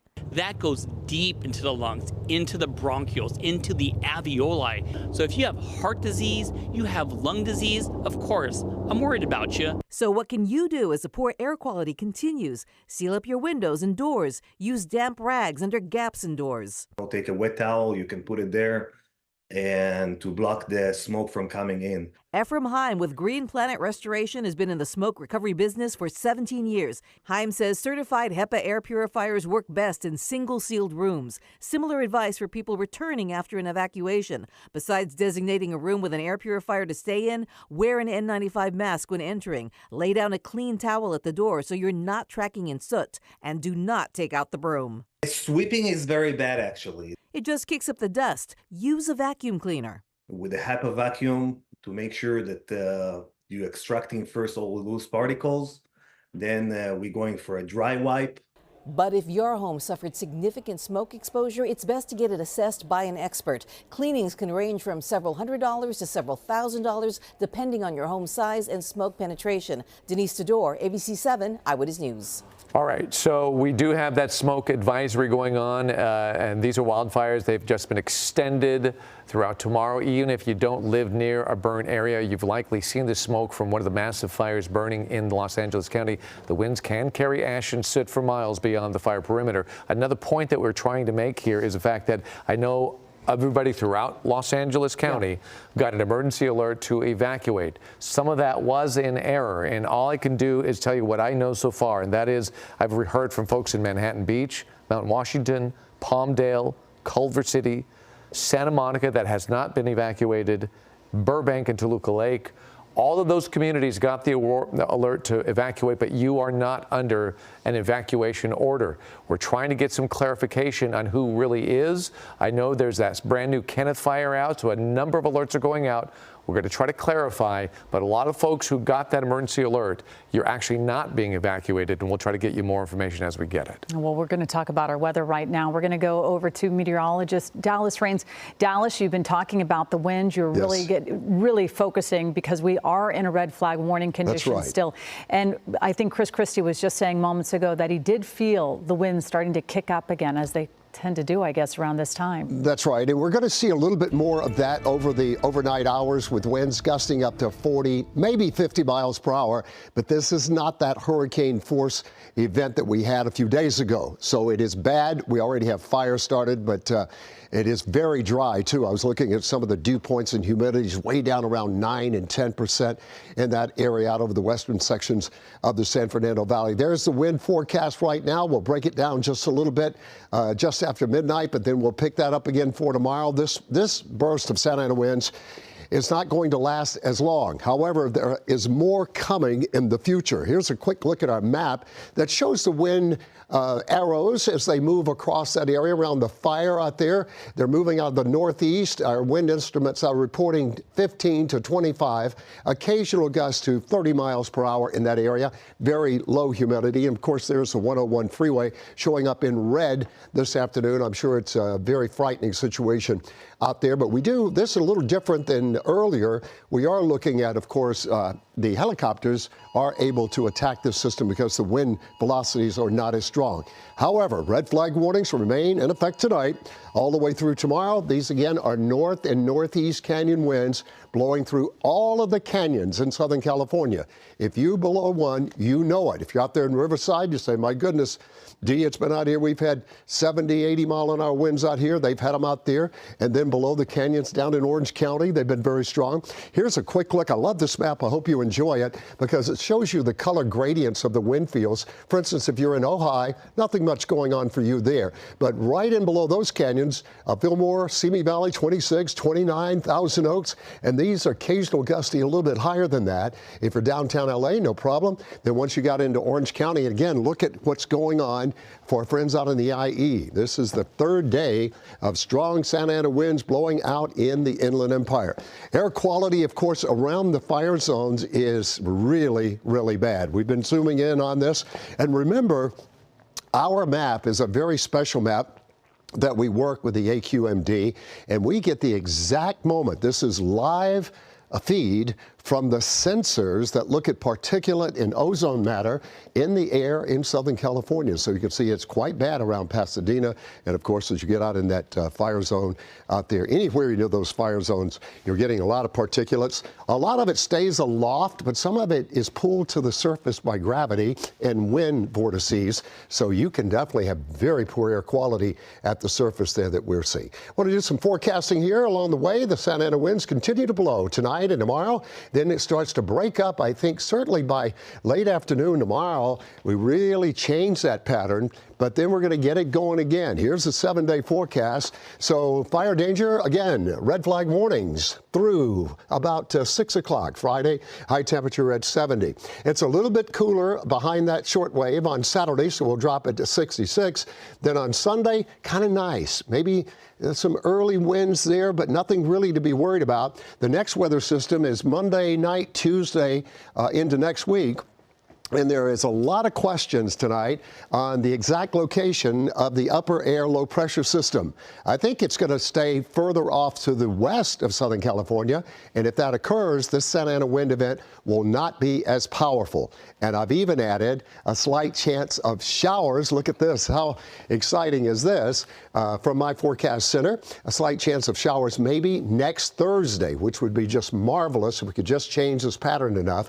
And that would be associated with the position of the 500 millibar low. So again, I do think we're going to see some winds next week. I don't think they're going to be nearly as strong as they have been with this last system. We hopefully that will come to fruition. In the mountain areas, it's cold up there, 49 through the weekend. That's a high temperature, and only 39 Monday and Tuesday. Overnight lows in the mountain areas are down in the mid to upper teens. So it's some cold air up there. In the desert, skies are sunny out there in Palm Springs, 72, 74. It's going to get cooler next week, though, with the movement of this new low pressure coming down out of Northern California. So Palm Springs will only be in the mid 60s and the high desert in the mid 70s. But let's hope that my forecast does work out for next Thursday, and it would certainly be nice to see, even if there's just some scattered light showers, just a completely environmental change in the weather pattern would be welcome. Don't you agree? Yes, we do. Okay. Yeah, let's. Well, we're here watching this for you. Fingers are crossed about next week. Absolutely. Because we need to get through this week and have some peace so we can recover. Dallas, speaking of difficulty and confusion, we've been telling you about this emergency alert that was sent out in error. Now we have some official confirmation of that. I'm going to show you my phone. This went off during Dallas's weather forecast, and hopefully it gives you some clarification that the emergency alert that went out, I'll just read it for you real quickly. Emergency alert. LA County, disregard last evacuation warning. It was for Kenneth Fire only. So that's what we suspected, that this was an issue, because it went out broadly throughout all of Los Angeles County, and it was in error. And if you watch tweets or X, there was LA City Emergency Management put out this tweet that basically said, disregard last evacuation warning. It was for Kenneth Fire only. It says evacuation orders have not changed. See map for actual LA County evacuation orders. So a little bit more clarification. We're sorry that folks out there are getting really stressed thinking that they need to evacuate. We'll go over all the evacuations soon, but more than likely, if you got that and you haven't been evacuated, you don't have to evacuate. No, absolutely, and it's already, it adds insult to injury right now, but we are going to stay on with the Kenneth fire. We've been talking about it, this new fire breaking out in West Hills. It has burned at least 50 acres, has the potential to rapidly grow to 1,000 acres. Evacuation orders, they are currently underway. And now, News reporter Tim Caputo is live in Calabasas with more on the conditions of this Kenneth fire. Tim. Well, you could see kind of the smoke and the haze behind me, and certainly the concern from folks who are already evacuating. If you look down Las Virgenes as we're pointing down the street, people are evacuating from the Calabasas area as this fire, and you could see the smoke and certainly smell it as it's coming in this direction. If you come to the left here, you actually see the plume of smoke over this apartment building here as people have been physically running inside and grabbing everything they can. You see the cars parked along the street there, people grabbing their luggage and getting out of here down to the 101. When we came onto the Kenneth Fire, we were coming through the West Hills area, and as we approached, we noticed that the wind was moving away from West Hills, kind of towards Hidden Hills and really towards Calabasas. And obviously this is a kind of moving target when it comes to fighting this fire and figuring out which homes and which areas are at the biggest risk. It seems as though the wind is coming in this direction. We saw a bunch of sheriff's deputies go up the street, kind of knocking door to door, getting people out of here, and a number of people leaving here. Whether it was Hidden Hills and West Hills, people have been grabbing their things and evacuating. When it comes to this particular area in Calabasas, we've noticed this kind of frantic running around to both sheriff's deputies, the fire department, and people either grabbing their things and going or coming back to grab their things before they could go, as sheriff's deputies are coming in to get to these particular areas. You know, obviously it's been a scary situation for 2 days now, and if you're in one of these areas where it's been safe for the last couple of days, sadly you're just kind of wondering when and if it's our community. And it's the community of Calabasas right now. There is concern about getting out of here as the fire moves closer. We don't know the distance and how close it is, but I can tell you, especially if you're driving up the 101 going westbound, you see that huge plume of smoke moving out from where it is, and you can see it from where we are right now, the kind of grayish haze in the air at the moment. We're even getting some kind of burnt embers as we were standing here as well. So obviously a big concern for this community as it moves kind of down and over from kind of north and west. And those communities at the moment, it seems as though the road has kind of cleared up a little bit, which is good. When we first got here, Las Virgenes was absolutely packed to the brim with cars trying to get down to the 101. Same goes for Hidden Hills and same goes for West Hills. People were moving, but obviously there were a lot of people out on the streets as we have essentially emergency vehicles coming up towards the fire and residents and people leaving in the opposite direction. Obviously an ongoing situation as we speak. We want to get a little bit closer to see just how close that fire is. It's been burning in the brush, but obviously there's a breeze right now. You can see it if we show you the trees here. It's moving. It's not gusty at the moment, but clearly windy enough to move the trees around and certainly move this fire in this direction. So obviously cause for concern. Hopefully people who have been paying attention over the last couple of days at least thought in the back of their mind, maybe here's what I would grab, here's what I would put in the suitcase and put in my car. And now's that time for those folks. Turn around real quick for a second. You have people running up the street to their homes right now, trying to get back to their house to grab anything they can. It's kind of that frantic moment where you have to grab your things and go. So folks not taking any time to waste in this. And you see the road has for the most part cleared up as people are going. You making a U-turn here? Yeah, come on around. Take a step back here. Don't want to get in folks' way as they're trying to get out of Dodge, but obviously the concern is, the fire coming this way as we see the air support coming overhead as well. They've been dropping some water on this and obviously been trying to fight it from below.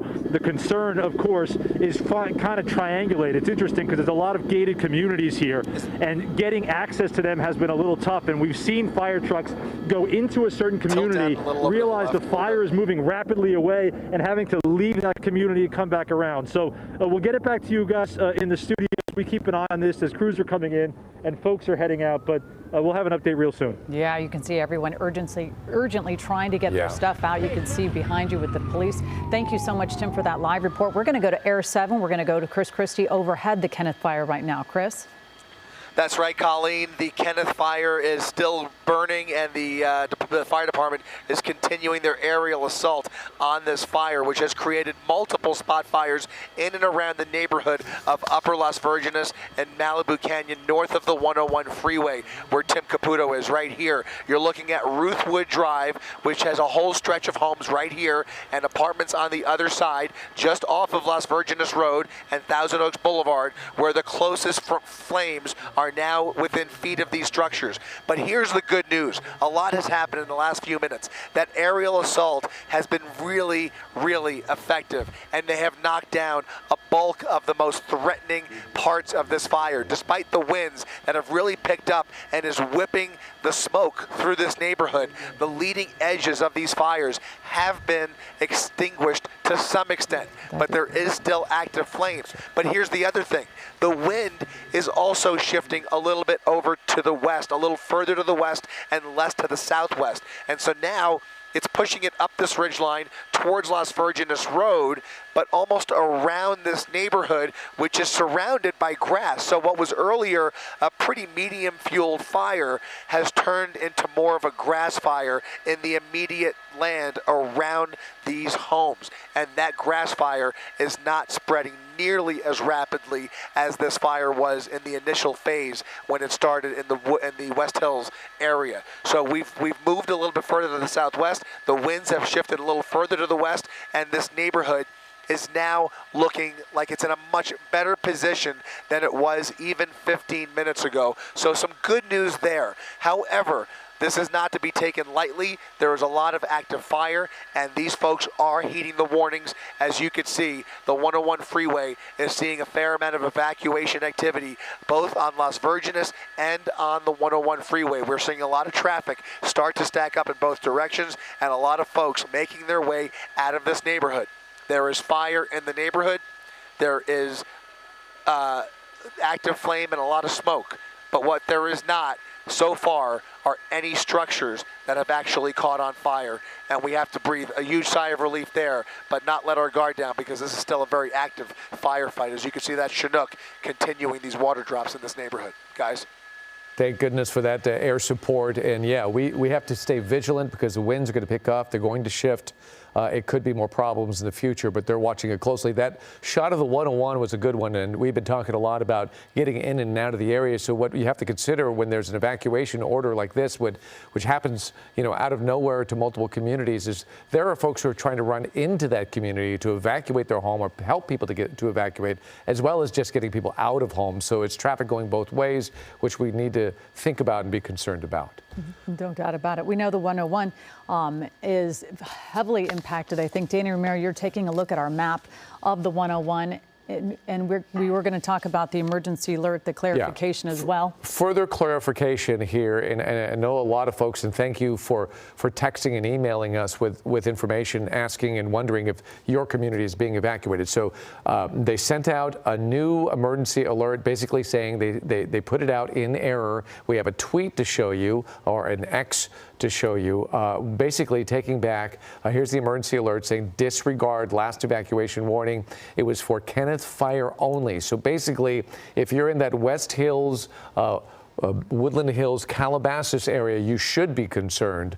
But if you're all the outlying areas beyond that, in fact, way down in Santa Monica and Manhattan Beach even got an alert warning, Culver City, etc., you are not being affected. But here is the map. If you could just tell what that is the community that we are talking about that is being evacuated. We'll try to get you the specific borders of that. It's a little bit complicated. It goes through multiple communities, but the 101 basically goes right through the center of that. So if you are used to traveling the 101 through the Calabasas, Woodland Hills area, this map basically takes you to north of that and south of that. Yeah, yes. Well, there's a lot of people are evacuating this area. Danny Romero, you're looking at the traffic that's impacting people as they try to get out. Yeah, I tell you what, the thing is, you had a great point there, David, that people are going in and out to go get people and move out. So that's going to cause traffic jams all over. Here's a great shot. There's the fire zone we're talking about right now. There's the 101 in purple, indicating traffic is virtually stopped in those spots. So when you see that going in both directions, that is an absolute log jam. So we can see pretty much the people are kind of coming on board there, right there, like right around this road right here. All the red indicates a very, very packed roadway, and then all the way through that 101 over to yet another on-ramp leading from here, from Valley Circle Boulevard, a very well-used on-ramp to that 101 freeway. So that's going to be that area of concern. But this area right here, along that 101, you see that from Brent's Junction all the way down to Cordero Drive, and even beyond that along that 101. It is just packed up. So again, we want you to get out. We want you to do it safely, but you're going to have company, and just be patient. And once you get away from that fire zone, you're good. So you get to that freeway, again, you're good, but just make sure as you get into those areas, you're going to hit traffic. It's going to be difficult, but just be patient, because everybody else right there wants to get out as well. So you can see where those on-ramps are going to get really crowded there. And then once you get on the freeway, heading south, north, either direction on 101, you're going to get impacted. You'll see that relatively speaking, it does clear up a bit as it goes from purple to red, which is still really bad traffic conditions, but just the same, heading towards Woodland Hills, it starts kind of move up. But right here in that zone, Hidden Hills zone, when you're going to get on that freeway, you're going to join a lot of other people, but just, again, number one priority, evacuate, get out, get to the roads. And the driving part, yes, it will be difficult, but just get there and get safe. That's the main thing. Yeah, it absolutely is. Danny, thank you. Yeah. Questions are arising as firefighters battle these historic massive fires all at the same time. There just aren't enough resources. And the questions come after over $17 million was cut from the Los Angeles City Fire's budget. Eyewitness News reporter Carlos Grande is live in the Hollywood Hills with reaction from the mayor. Carlos. Well, that's right. Firefighters are still assessing all of these fires. But as you said, there are now questions about the LA City Fire Department's budget. According to the LA City Controller, there was a budget cut in this year's budget, and some wonder, could that have affected the response? The devastation is so widespread, it's difficult to add up the immense loss. In the Palisades fire alone, more than 1,000 homes destroyed. Some claim there aren't enough resources and that some fire hydrants weren't working properly. We also know that fire hydrants are not constructed to deal with this type of massive devastation. There are also several other fires burning in the area, and that is affecting all the departments. LA County and all 29 fire departments in our county are not prepared for this type of widespread disaster. There are not enough firefighters in LA County to address 4 separate fires of this magnitude. There is criticism about the funding for the Los Angeles City Fire Department. Back in October, LA City Controller Kevin Mejia posted on X this graphic, confirming the city department's budget was cut by $17.6 million. To put that in perspective, it's about 2% of the department's $820 million. The mayor says that did not affect the department's ability in these fires. If you go back and look at the reductions that were made, there were no reductions that were made that would have impacted the situation that we were dealing with over the last couple of days. In June, the mayor spoke about budget changes, saying the city was still hiring critical positions, including police officers and firefighters, while eliminating some of the department's vacant positions. She says she will look into all of this after the emergency is over. I don't have those concerns right now, and I will say that after our first priority, then we will look back at everything that was done to do an evaluation to see what worked and what didn't work.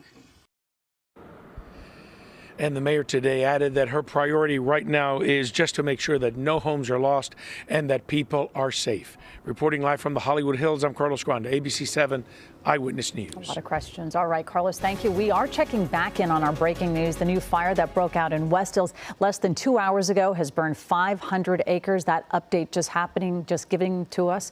Evacuation orders, they are currently underway. And Eyewitness News reporter Tim Caputo is live in Calabasas with more on the conditions. Oh, hang on. We're having some issues with the signal, but you saw Tim just a few minutes ago. He's showing us the last time we saw him, folks literally running on the street, trying to get to their properties and evacuate and get out of there. Their belongings. And this is one of those times where people are trying to think what is important and what, if you haven't really thought about it, then you really have to struggle. What was positive is firefighters are rushing to the scene and doing some structure protection. They've done a remarkable job so far. As you look at the shot from Chris Christie. Chris, take it away. Several hundred acres going up in flames here. The good news is, guys, this has mostly been a medium to light fueled fire. And while the wind was really whipping this fire in the early stages, they've done a remarkable job tackling the main bodies of flame. And now you can see it continuing to spread through the hills here, but slightly in a different direction, away from the main area of concern that we've been so focused on for the last hour and a half. And that is giving a little bit of a sigh of relief to the folks in this neighborhood, but certainly still keeping a close eye on this Kenneth fire, which is still, as you can see in this shot right here, exhibiting really active grass fire flames just feet away from these properties. So they're keeping a close eye on it. There is structure protection in place. In almost every block you see fire trucks or some form of structure protection, and the water drops are continuing. That is the end of Ruthwood Drive, where you can see a whole lot of folks, or a whole lot of firefighters, I should say, lining that block, making sure none of these properties catch fire. If you go ahead and pan over to the right there, you can see a lot of flames off into the distance from these homes, just off the nose here, where you can see a little bit of a flare-up. But again, this is all barren hillsides here in the hills of Upper Las Virgenes, guys. Well, a lot of fuel, which put out that huge plume of smoke, which is really distressing. Still a lot of smoke going out. And when you showed us that shot of the 101, Chris, do you think it is the smoke that's slowing down the traffic, or is it a combination of just a massive amount of people trying to get to that community and get out of that community? Yeah, it's definitely a combination. You got a lot of smoke, you got folks wondering what's going on, and then you've got a lot of folks getting on the freeway at the same time, because I've got to tell you, this neighborhood is emptying out. I mean, you can tell that folks are heeding the warning, and you know, it's all covered in smoke. So I think about there's the off ramp right there. It's actually closed. They're shutting down the off ramp, but only allowing people out of the community and then onto the freeway. So that's also causing a little bit of a bottleneck as well. But you know, in the moments that these evacuation orders are issued, you know, you kick into gear, you pack your bags, you get in the car, and then it's oftentimes a little bit of pandemonium, because there's so much smoke. It's like driving through a fog as you're trying. Stand by, hang on. Okay. Well, all right, we have reestablished a connection with Tim Caputo. He's live at the scene with more details on how people are doing getting out. You are also covering the Kenneth fire, Tim. Yeah, we're kind of on the other side where people have been evacuating. You know, it's interesting from the air. You mentioned all the first responders kind of going through all these apartment complexes. You could hear them, the sheriff's deputies, on their kind of bullhorns telling people you need to get out, you need to leave right now, your life is in danger. And you could actually tell why from where we're standing. Just kind of up on the ridge there, you'll occasionally see a flame kind of pop up. Obviously, there's a lot of smoke, but if you look real hard, kind of above those bushes there, a little bit of flames and a whole lot of smoke, and the wind moving in this direction. Obviously, that's why it's a dire situation currently here in this part of Calabasas, because as the flames potentially come in this direction, they want to make sure people are out of here. I want to talk to Ed, a homeowner up here. You live up around the corner here. What was it like up there, and how quickly did you grab stuff? I'll tell you, we've been through this before, but this was really unbelievable. I don't think I've ever seen it this bad. I live off Elysia Canyon. It's in a canyon, and I was down the road. I saw the smoke. Within minutes, it engulfed in huge flames coming towards our homes, and I literally had minutes to go in and grab anything I could that was sentimental, pictures, photos, videos, awards, things like that. I mean, you only have minutes. For those of you out there that think that you have time and you're invincible, you don't. This wind is pushing this fire so quick, you have minutes to respond. So I think the far end of the homes got some damage. I think the fire department's doing a phenomenal job, and it's just wait and see right now. I know in our household we kind of looked over the last 2 days of what would we grab and kind of thought out, even though we weren't necessarily in a danger zone. Was that your sentiment over the last couple of days, realizing, hey, if it comes to us, make sure we're prepared and we know what we're going to grab? Yeah, you know, you kind of psychologically prepare yourself, but no matter how much you psych yourself up, when it comes down to it, your heart's pounding 100 miles an hour, and you are just racing to get what you can. But honestly, at the end, if you don't get out of there, it's your life. And it's unbelievable. People think, oh, what you rationalize in your head is not what really happens when you're there at the moment.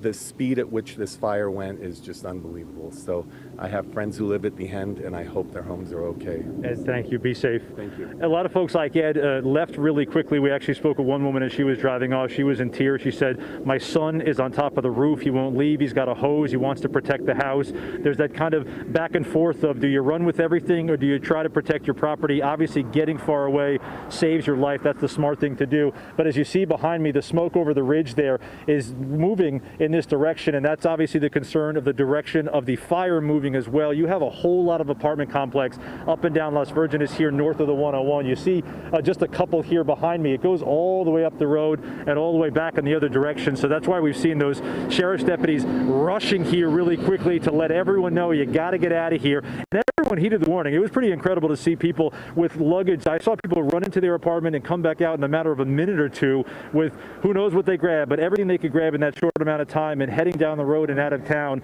Obviously, you may be able to hear some of the loud from the distance. Sheriff's deputies going up and down these streets, letting people know they need to get out as soon as possible. At the same time, we've seen fire trucks, here's another one here, kind of going through the neighborhoods, not only warning people, but also kind of getting a gauge on where this fire is and how to best attack it. Obviously, it's up in the hills there, so it's a little bit difficult when you're talking from these streets themselves. We've seen fire trucks kind of back up to an end of a street, and as the fire moved, they had to leave and reposition themselves to get a better angle. Obviously, the attack from above is doing a great job because that doesn't rely on these city streets and roads down here. But obviously, at the moment, it seems like a ghost town, which is good because people listening to those warnings, getting out of town, and obviously, if the fire comes this way, hopefully they stop it before it does. Everyone would be out of here in time. Guys? No kidding. All right. Well, and we just heard your interview say your heart's pounding a mile a minute and you're trying to get as much stuff as you can. And then you realize, I just got to get out of there. It gets really stressful. Let's talk about the Palisades fire now. Now, that is now the third most destructive fire in California history. Nearly 20,000 acres have burned. Containment remains at 0%. Over 5,000 structures have been damaged or destroyed. The LA County Sheriff's Department tells us that there have been deaths in the fire areas. How many are in the Palisades is still uncertain. Mandatory evacuations remain in effect, going as far east as Santa Monica. And curfews, they will be implemented starting tonight in those fire zones. Meanwhile, the scope of the tragedy is hard to assimilate as the fire continues to burn. And Eyewitness News reporter Sid Garcia is live in Pacific Palisades with more. Sid? Guys, to give you an idea where we are, we're right across the street from Marquez Elementary School, which was burned to the ground. But this is what firefighters are dealing with. This another hotspot in a neighborhood where it's total devastation. Amongst the destruction here, every now and then you see a house that's still standing. As you mentioned, over 5,000 properties destroyed. I think it's safe to say most of them are homes. And when you talk to folks who came up there on their bikes to check out what was left of their home, we came up to them and they were gracious enough to talk to us about what they lost. We had gotten word that someone saw our house was gone, but you don't believe it until you see it. Kendall Wilkin has lived her entire life here. Her family has deep roots here. Her family home is one of the more than 5,000 properties destroyed in the Palisades fire. As soon as I came down the street, it's like something out of a nightmare. It doesn't look real. Everything you've ever known, it's just like gone. Nothing still feels real. Even just sitting, I was sitting in my room trying to sit in like where my room used to be. And just like, you don't recognize anything. It's the same for Stephen Wright. He moved up here a few years ago. He shares with me that biking around here with his father, it's devastating seeing what the fire did. We talked about what he lost in the Palisades fire. Tell me about your home. It's gone. It's gone. It's just devastating. This is my daughter Emma's preschool or kindergarten's gone. It's just devastating. It's just really tough. What was it like when you had to go and then just the ride up to see all of this? It's like a movie. It's so surreal. You can't describe how bad it is. The pictures and the news just don't do it justice. It's so bad, and just my heart goes out to everyone, and it's just brutal. Then there's Sean Whiteley, who says thanks to friends and neighbors, his house is still standing. I want to thank Damon, Tina's boyfriend, who stayed up all night saving our house. Thank you so much. The gratitude I have is immeasurable. My buddy Eddie for coming out here to help me, and everybody who's just doing what they can to save our community. And that's what the folks we talked to who live up here told us. They want to save their community. Sean Whiteley, the gentleman you just heard from, came up here, and he and his best friend were looking around, looking for neighbors to see what they needed. And everyone we spoke with yesterday and today who lost everything, lost their homes, say that they are going to rebuild and renew their lives here in Pacific Palisades.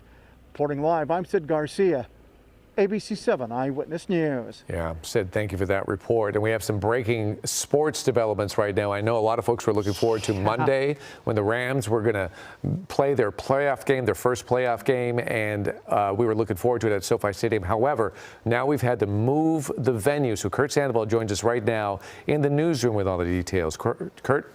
Well, thank you, David and Colleen. Yes, the Rams were preparing like they were going to play. In fact, Sean McVay at practice told us today, we're preparing like the game's going to be at SoFi Stadium. It would have been their first playoff game since they won the Super Bowl, but now the NFL has released a statement saying in the interest of public safety, they're going to move the game to Phoenix, Arizona. You can see, shot that video today, that's at practice as the fire was moving along. Matthew Stafford talked about, hey, at practice, they're controlling what they control. Just trying to get ready for the Vikings, but he says, hey, we're human as well. He's lost the power at his house, as have several players. In fact, one of the Rams personnel, a really good friend that I work out, quite frankly, with on the road with the Rams, lost his house. We're not alone. We have people here at ABC 7 that have lost their homes.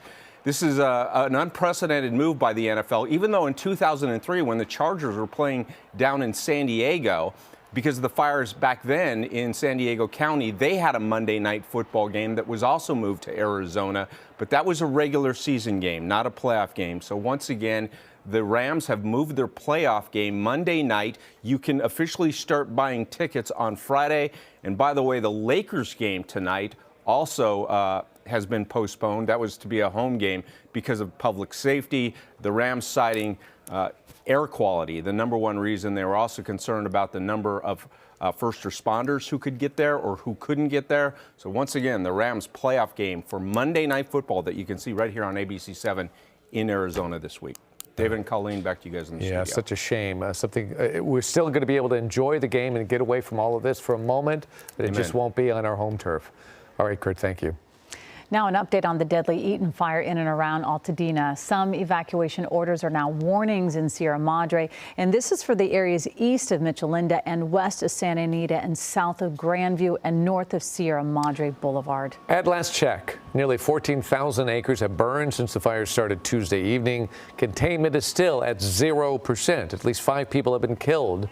Now, first responders expect that number to rise as teams move through the damaged zones. The fire is making a run towards the Mount Wilson area, which could burn down several important communication towers. We're keeping you posted on that. Between 4,000 and 5,000 structures have been burned or destroyed, and this includes all sorts of property from homes to businesses to cars. And already, at least 20 people have been arrested, accused of looting.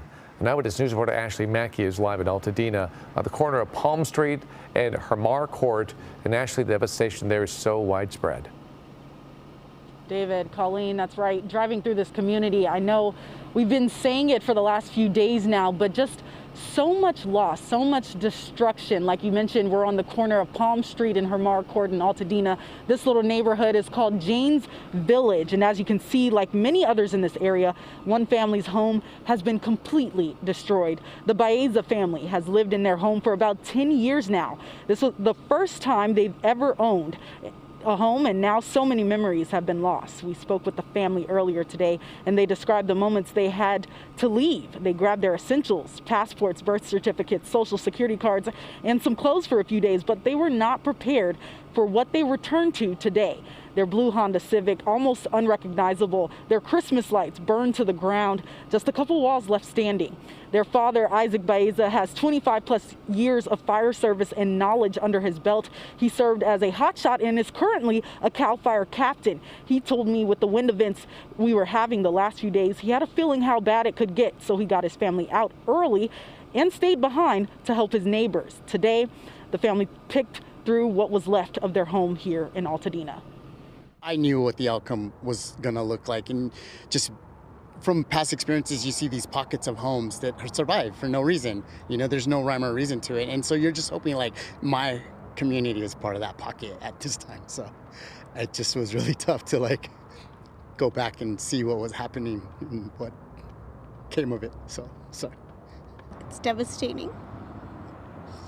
I was getting text messages from friends in the community, other moms, like our friends, their parents, friends, and one by one, everyone was saying how they lost their house, and I just felt so heartbroken. When we were evacuating, I could barely move. I could barely see ash and smoke hitting my face. I was feeling sick and dizzy. When we evacuated, though, and our dad was still there, I waited for him. And we waited. I was hoping he would make it out. He did, but it scared me to think that I could lose him. Very devastating, very heartbreaking listening to young Gavin, more worried about his dad than his own safety. And but you know what, they told me they have each other. They did start a GoFundMe, and once the dust settles, they plan on rebuilding here in the community that they love so much.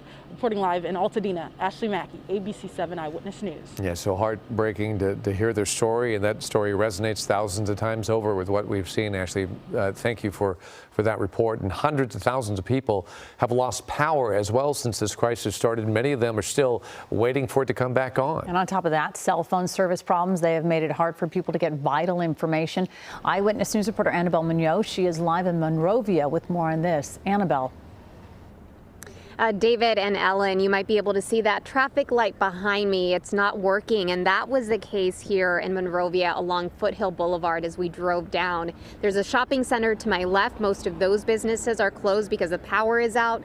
There's a gym to my right, and they're keeping their doors open and their lights on with a generator. Southern California Edison says hundreds of thousands of customers are without power, and in about half of those cases, it's because of power outages from things like wind damage or trees falling on the power lines, and right now, no estimate on when power will be back. Southern California Edison says more than 300,000 people across its service territory are without power. Some of those are from public safety power shutoffs, where we have had to proactively and in advance turn off the power to reduce the possibility of a hazard. As people impacted by the Eaton Fire lost power and faced evacuation orders, many sought refuge at inns like this one in Arcadia. They too faced a similar challenge. When we first moved into here, their lights were out. Still, employees have managed to check in guests who needed a room even in the dark. Some of the workers themselves have been without power for nearly 2 days. First time cleaned my refrigerator and throw everything because maybe it's not good anymore. So what can I do? What can I say? Unfortunately, I know that although my power is on and we're able to use it, I know that just one block over they are not. And so I find that a little bit troubling. Southern California Edison is directing customers to its website for a map of outages and what may be causing them. We cannot talk accurately about restoration times. The event is so large and truly unprecedented that we have all the crews we have, including crews that have come in from Northern California to lend a hand, working to restore power.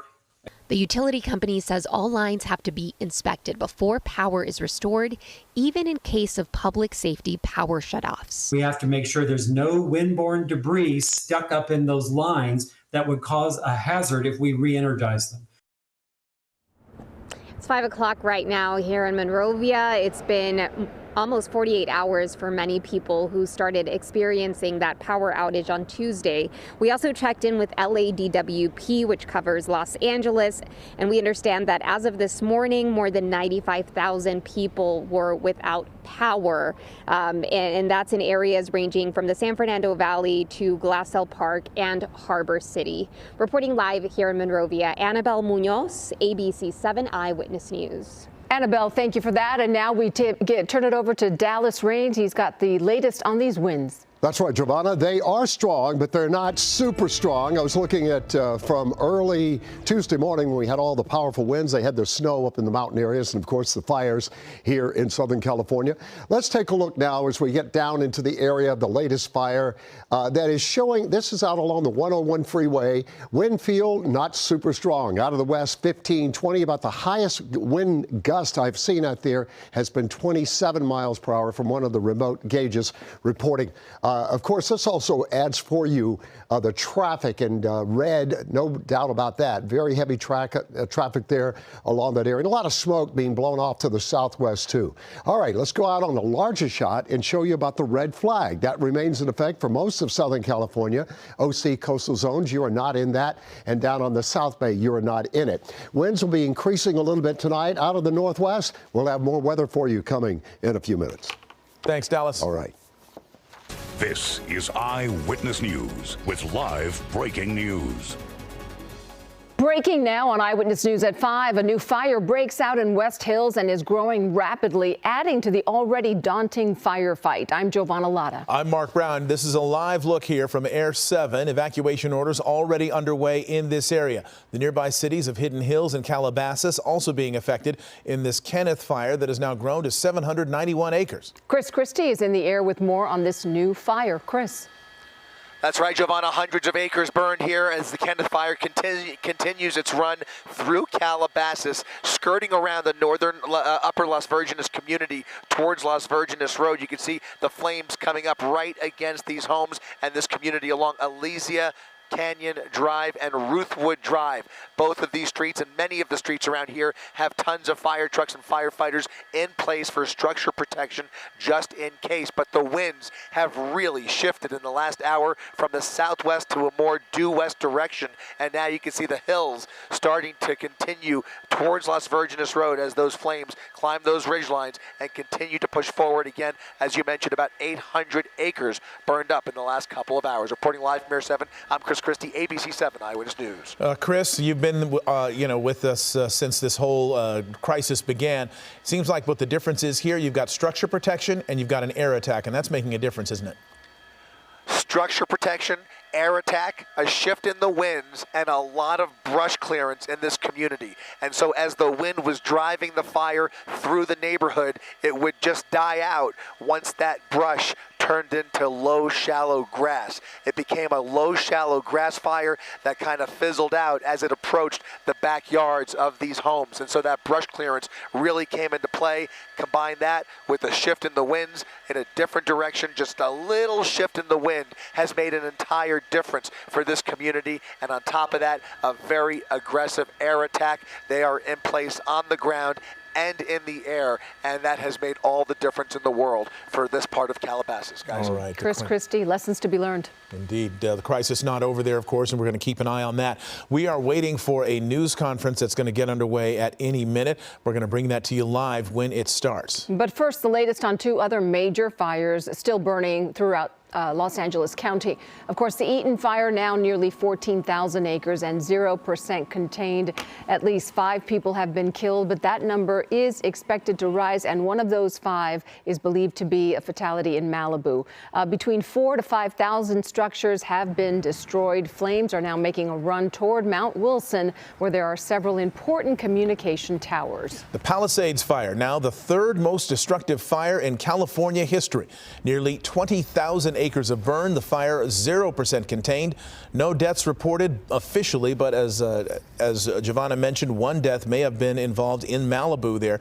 More than 5,000 structures have been destroyed just in the Palisades fire. Evacuation orders remain as far east as Santa Monica. President Joe Biden today announcing the federal government will cover 100% of the cost of recovery. Today I'm announcing that the federal government will cover 100% of the cost for 180 days. This is going to pay for things like debris and hazard material removal, temporary shelters, first responders' salaries, and all necessary measures to protect life and property.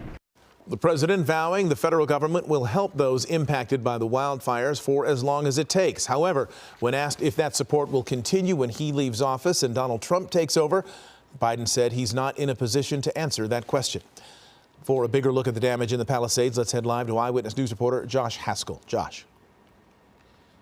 Good evening, Mark and Giovanna. We are meeting residents from the Palisades trying to get in, and they can. Every access point looks like the one that I'm at right now at California and Ocean at the California incline, blocked off to prevent the public so first responders can do their important work, which includes still putting out active fires. The Palisades fire, as you said, is now the third most destructive fire in California history. We now know that the Palisades fire may have destroyed as many as 5,316 structures. It's burned close to 20,000 acres and is 0% contained. Video recorded by Air 7 Thursday showed the widespread destruction in Pacific Palisades. The footage showed several buildings destroyed at Palisades Charter High School, most of the business district, and entire neighborhoods, including the Alphabet Streets, part of the Huntington neighborhood, the Palisades Bluffs, parts of the Marquez neighborhood, and parts of the Palisades Highlands. While winds have diminished, much of Los Angeles County remains under a red flag warning. Out-of-state resources are continuing to arrive. There's no excuse in regard to the winds were too much, but the reality is the winds are so dynamic, and at that tipping point, when our resources, air resources were grounded, that changes our strategies and tactics. We called for the world in regard to the number of resources and what we needed, who we needed, immediate need. Every single resource that was available at that moment responded. We all know that this has been an unprecedented event. We also know that fire hydrants are not constructed to deal with this type of massive devastation, and that the number one problem, especially on Wednesday, was the fact that we weren't able to do the air support because of the winds. And so, of course, I am absolutely frustrated by that. We're delivering some supplies to some folks on the school campuses who are helping try to fight the fires there. And then we're also delivering some supplies to some firefighters and first responders. 0% containment. That means they are actively fighting the fire right now. It's a very dangerous place right now. That was State Senator Ben Allen, who just went into Pacific Palisades to help now to protect residents who have been displaced by Supervisors Chair Catherine Barger and Sheriff Luna announced today they requested the support of the California National Guard, and they will be implementing curfew hours to keep looters at bay. Now, we're told that curfew will likely be in effect from 6 p.m. until 6 in the morning. And we are getting so many questions, Mark and Giovanna, about why people are not being allowed back into Pacific Palisades to see if they have homes, check on their homes, see what's left of their homes. And I can tell you, driving in and out of Pacific Palisades numerous times so far for our coverage, it is just too dangerous. There are down power lines everywhere. There's debris on the roads, there's rocks on the roads, one intersection's even flooded, and it is just not safe for so many people right now. That's why first responders need to continue their work, make that place safe before anyone can get back in. For now, reporting live on the Santa Monica Pacific Palisades border, I'm Josh Haskell, ABC 7 Eyewitness News. Josh Haskell, thank you. And if that curfew is not put in place for this evening, it will be in place by tomorrow. At least that's according to Sheriff Luna. Now, we know the Palisades fire has burned almost 20,000 acres with 5,000 or 5,300 structures destroyed. Now let's put that in context for our viewers. Yeah, if you zoom out on this map from the point of origin of the Palisades fire, we can see just how much land we're talking about here. The fire perimeter we're showing you here, that's outlined in yellow. That's from yesterday. So the current burn area is even larger than what you see on your screen right now. Now, if we take that fire perimeter and lay it on top of downtown Los Angeles, you can see that the area burned is more than 5 times bigger than downtown LA. And now to the devastating Eaton Fire in Altadena. It has now grown to 13,690 acres. Firefighters say a staggering 4,000 to 5,000 structures there are damaged or destroyed. Eyewitness News reporter Rob Hayes live now in Altadena. He spoke with a couple who lost their beloved bar and their home.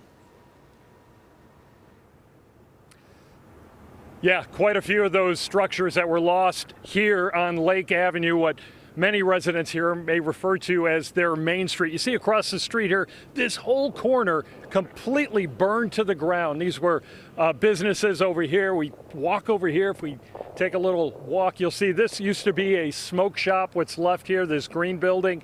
Off in the distance here, another one of the losses. The Rancho Bar, the ruins of it sitting in piles underneath this collapsed billboard. Now, the owner, Chris Larson, his wife, and some patrons stopped by this afternoon for what they called a last drink.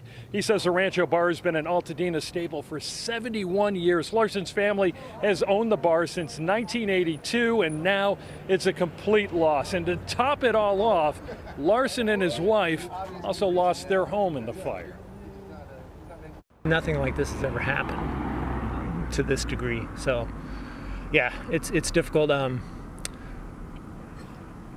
Everybody was local that came in here, so we've heard from so many people, and I'm sure you've seen people dropping by and saying hello to us, which we appreciate. Yeah, so you're happy. But yeah, it's devastating for Altadena. It's a great community.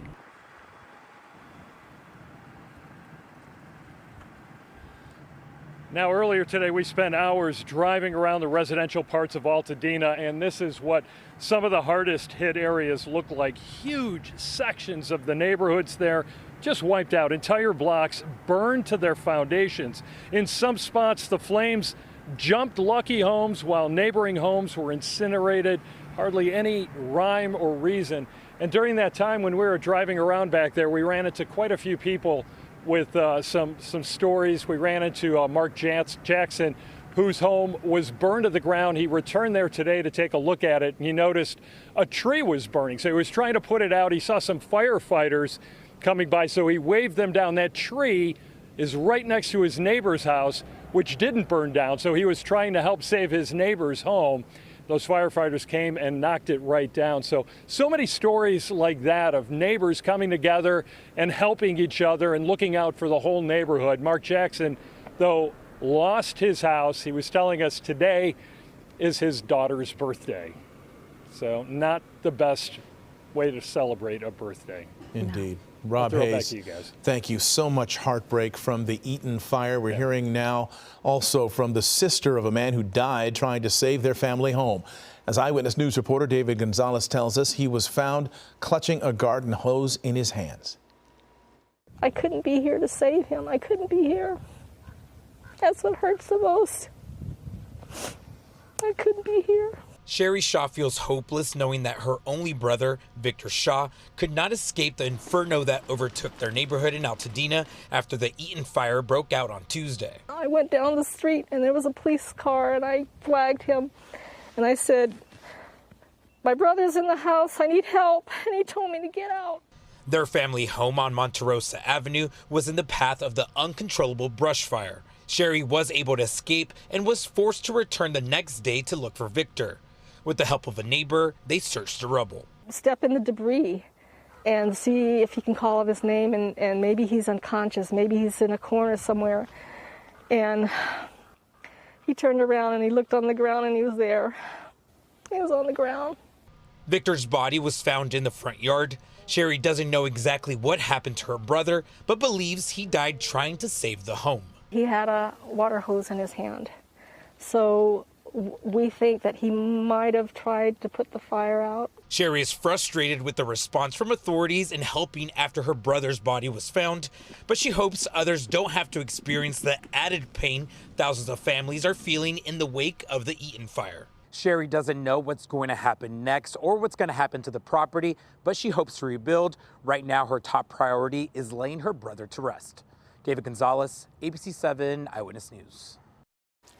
All LAUSD schools will be closed again tomorrow. We wanted to give you that update. The district serves more than 500,000 students and their families. It began evacuating some schools near the fire zones on Tuesday. They closed a handful Wednesday, then a district-wide shutdown yesterday, and now again tomorrow. Air quality, but also trying to keep vehicles off the road so that emergency vehicles can get where they need it to be, whether that's at Altadena, Pasadena, the Valley, Hollywood Hills, also in my district, in the Palisades, and then making sure that we have continuity of instruction, online learning for kids.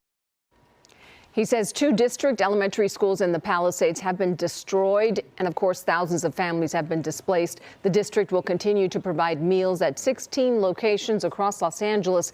Families can find one near them by searching Grab and Go at lausd.org. Now let's get the latest on the weather situation for meteorologist Dallas Rains. We've seen an uptick in the winds this afternoon. That's right, Mark, and we're going to continue to see that overnight tonight, but it's not a super blast like we had on Tuesday for sure. Winds at 26 at Simi Valley. Now mainly coming through these canyon passes. If you live in Southern California, you already know if you live below a canyon, that's where you get the strong winds. But notice out here, the good news for so far this afternoon is the wind velocities have backed out considerably. Air quality has improved a little bit too from last night when we had a strong air inversion. When you look at this visible satellite picture, you can see how the fires are all initiated in the canyon areas, and then that smoke blows all the way out to sea. So this is what we call an offshore wind event. This is when the winds blow from the continent out to sea. Air quality still poor out there in the Pasadena area. It's better than it was last night. Last night it was absolutely horrible.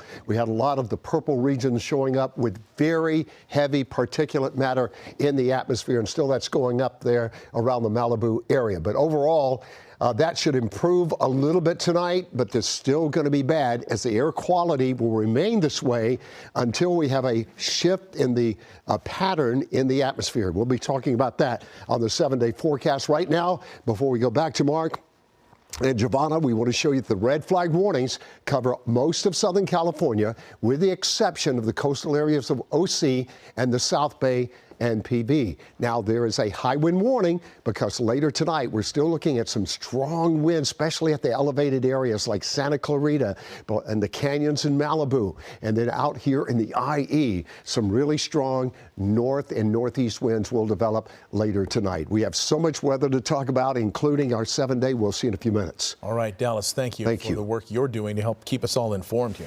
And now we have some new evacuation warnings we need to tell you about. These are immediate threat to life orders to leave your homes now. They include in LA County, Ingomar Street, Satakoy Street, south to Burbank Boulevard. You're looking at a map here on your screen.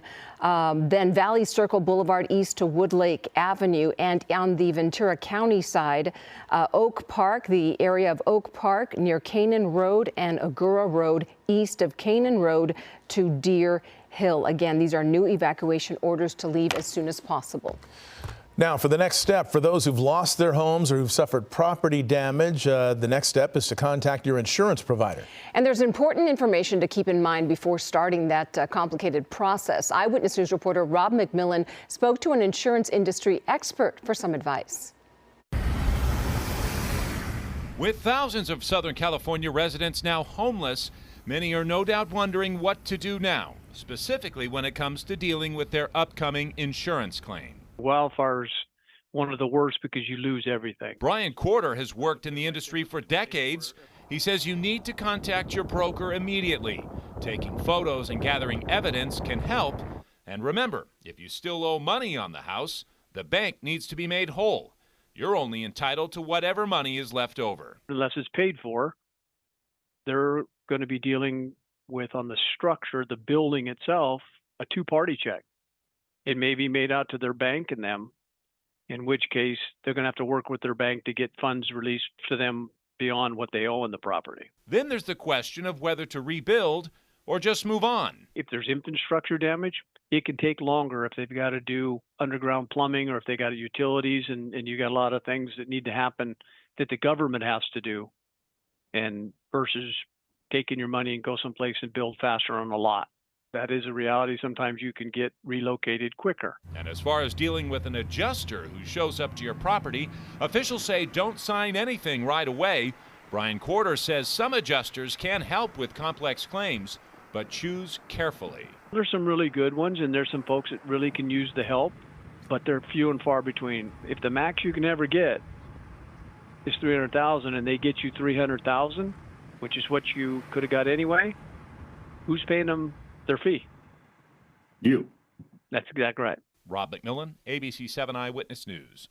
Assembly member All right, Rick the press Seberg. conference is about to begin. That is Zach Seidel, the mayor's spokesperson, who is about to introduce Mayor Karen Bass and the associated members of the law enforcement and fire service community, the chiefs thereof, who are going to tell us the latest information about the fires that are burning here in Los Angeles.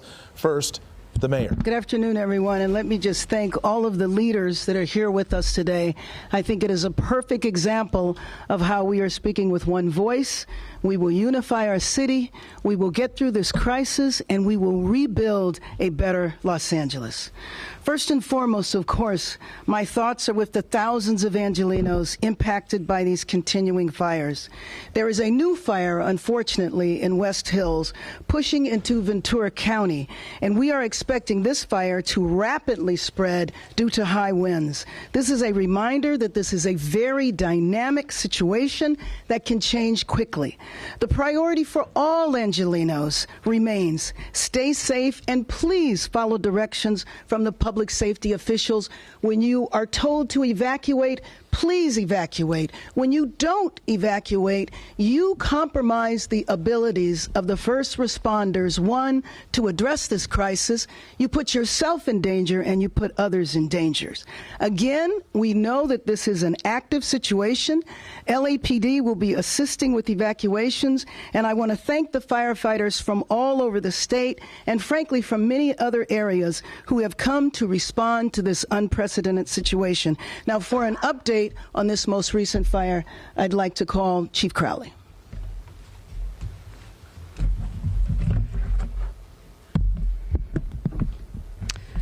Well, good evening, everyone. I'm Kristen Crowley, Fire Chief of Los Angeles City Fire Department. We are now actively engaged in a new brush fire. We're calling it the Kenneth Fire in the West Hills area of Los Angeles on the border of Ventura County. This fire was over 50 acres upon arrival, with the potential for rapid growth over the next hour. Over 60 fire companies from the Los Angeles City Fire Department, LA County Fire Department, and Ventura County Fire Department were initially dispatched to the specific incident. Additional resources have been requested and are en route. The fire started in the city of Los Angeles and burned rapidly into the county of Ventura. Los Angeles County Fire Department and Ventura County Fire Department are in unified command. The LAFD is now an assisting agency. There are currently immediate evacuation orders in place south of Van Owen, north of Burbank, east of Valley Circle, and west of County Lane Road. An evacuation warning is in place west of Valley Circle, north of Saticoy, east of Woodlake, and south of Burbank. I will now be providing a quick update on the Palisades fire. Current acreage is 19,978. There are currently 5,316 structures that were damaged or destroyed. And unfortunately, our thoughts and prayers go out to the families. We do have a confirmed 2 fatalities that are now due to this incident. In closing, I want to make sure that we thank the residents of Los Angeles for remaining vigilant, and this new fire shows that we are absolutely not out of this extreme weather event. I personally want to take and show, I should say, my thanks and gratitude to all of our firefighters, our first responders, and for their families for all the sacrifices, their relentless efforts in battling this historic fire. And I should make that plural, historic fires. Next up, we're going to bring back the mayor. Mayor? Thank you, Chief Crowley, for your leadership, and thank you for that update. We'll have critical updates on the state of this emergency broadly, including resources for Angelenos who have been impacted. Again, the priority of all Angelenos remains to stay safe and to follow directions from public safety officials. I was at the command post for the Palisades fire with Governor Newsom and other federal partners earlier today, and we talked about strategies to provide relief. First, I just got off the phone with President Biden, and right before this press conference, I also spoke to Vice President Harris earlier today. Earlier today, the president announced the federal government would pay for 100% of disaster response costs from the wildfires in this area. This is unprecedented because usually it is not 100%. As the FEMA administrator, Chris Wall, will discuss, new resources are also available for impacted Angelenos to recover from this emergency. So thank you, FEMA administrator, for being here today and for your continued partnership on behalf of the White House. Second, as you heard from the update from the county, at the Eaton Fire post in coordination with the County of LA, we have requested the National Guard, along with the sheriff, and the county has implemented a curfew in all burn areas. And actually, let me correct that and say that the county is looking at a curfew but has not implemented it yet. In Los Angeles, we have had evacuation orders in place in the Palisades and in Sylmar.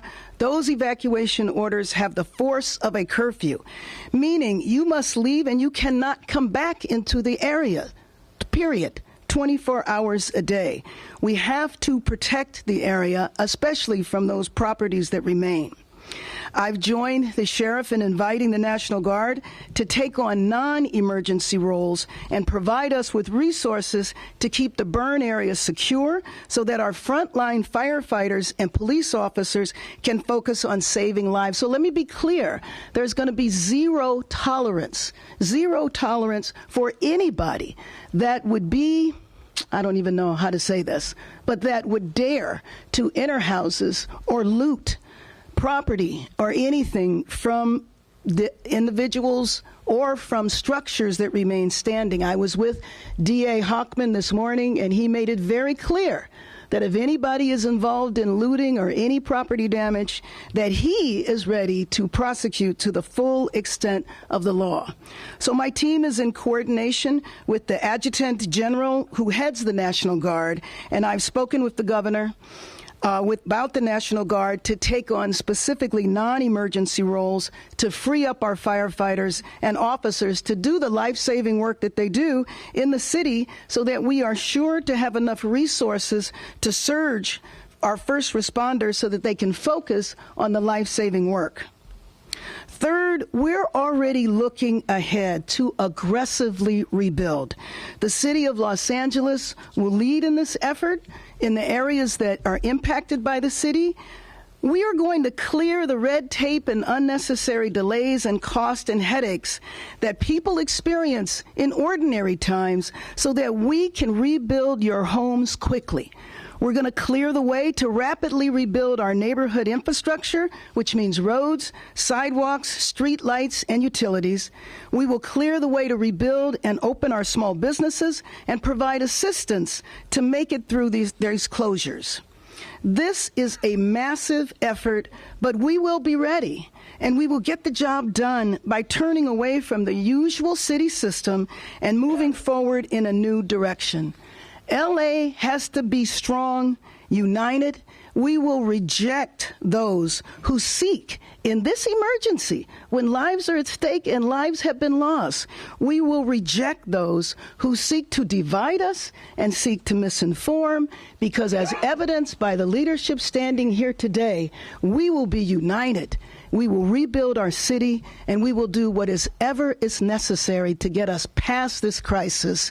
And we can do that by being united. So let me just introduce our FEMA administrator, and I really want to thank her for coming here from Washington, D.C., obviously on very short notice, Deanne Criswell. Thank you, Mayor Bass. First, I would just like to start by saying on behalf of President Biden, Vice President Harris, and the entire Biden-Harris administration, our hearts go out to everybody who has been impacted by this truly tragic event. And I think as you heard Mayor Bass lay out her really aggressive vision for how you're going to rebuild, I just want you to know, Mayor, that we are going to be here with you along the way to help you rebuild in a way that makes you stronger and more resilient. As the firefighters continue to bring in resources and support the suppression efforts for these fires, with the major disaster declaration, we now have the ability to begin having those conversations about recovery, as well as help the individuals who have lost everything on jumpstart their road to recovery. If you live in Los Angeles County and you have been impacted by this disaster, you can register for FEMA assistance. You can go to disasterassistance.gov. That's the best way to get into our system and start that process. You should also contact your insurance company, because we will need that information as well as we start to work with you on your claim. Some of the things that you're going to be eligible for: if you incurred costs for temporary lodging as you evacuated, if you're going to need longer term lodging because you're displaced from your home for a period of time, if you need repairs to your home, we have some financial assistance that can help there. If you lost other things like a vehicle, we have some financial assistance. We know that everybody's situation is going to be different for each person. It's going to be unique to them. We want to be able to work with each of you individually to help you on that road to recovery, help you get to the right resources, whether it's FEMA resources, complementing what your insurance company may provide, or bringing in our nonprofit partners to help make sure that we have a holistic recovery for everybody that's been impacted. But we'll also work with you, Mayor, for things like temporary schools, temporary road repair if you need that, all these temporary measures that are going to be needed to help stabilize the community as you start to rebuild, and especially with the city, the state, the federal government, our nonprofit partners. When we work together, as you can see behind us here, anything is possible, and we will help you rebuild in a way that makes you stronger, Mayor. Let me introduce now. First of all, let me just say that the President Biden and Vice President Harris just could not have been more supportive, and various members of the cabinet. But let me introduce our Senator, Adam Schiff. Madam Mayor, thank you. Thank you for bringing us all together, and thank you for your leadership. I want to begin also by acknowledging those that have lost their lives and lost their homes. I was on the phone much of the early part of the day talking to people that lost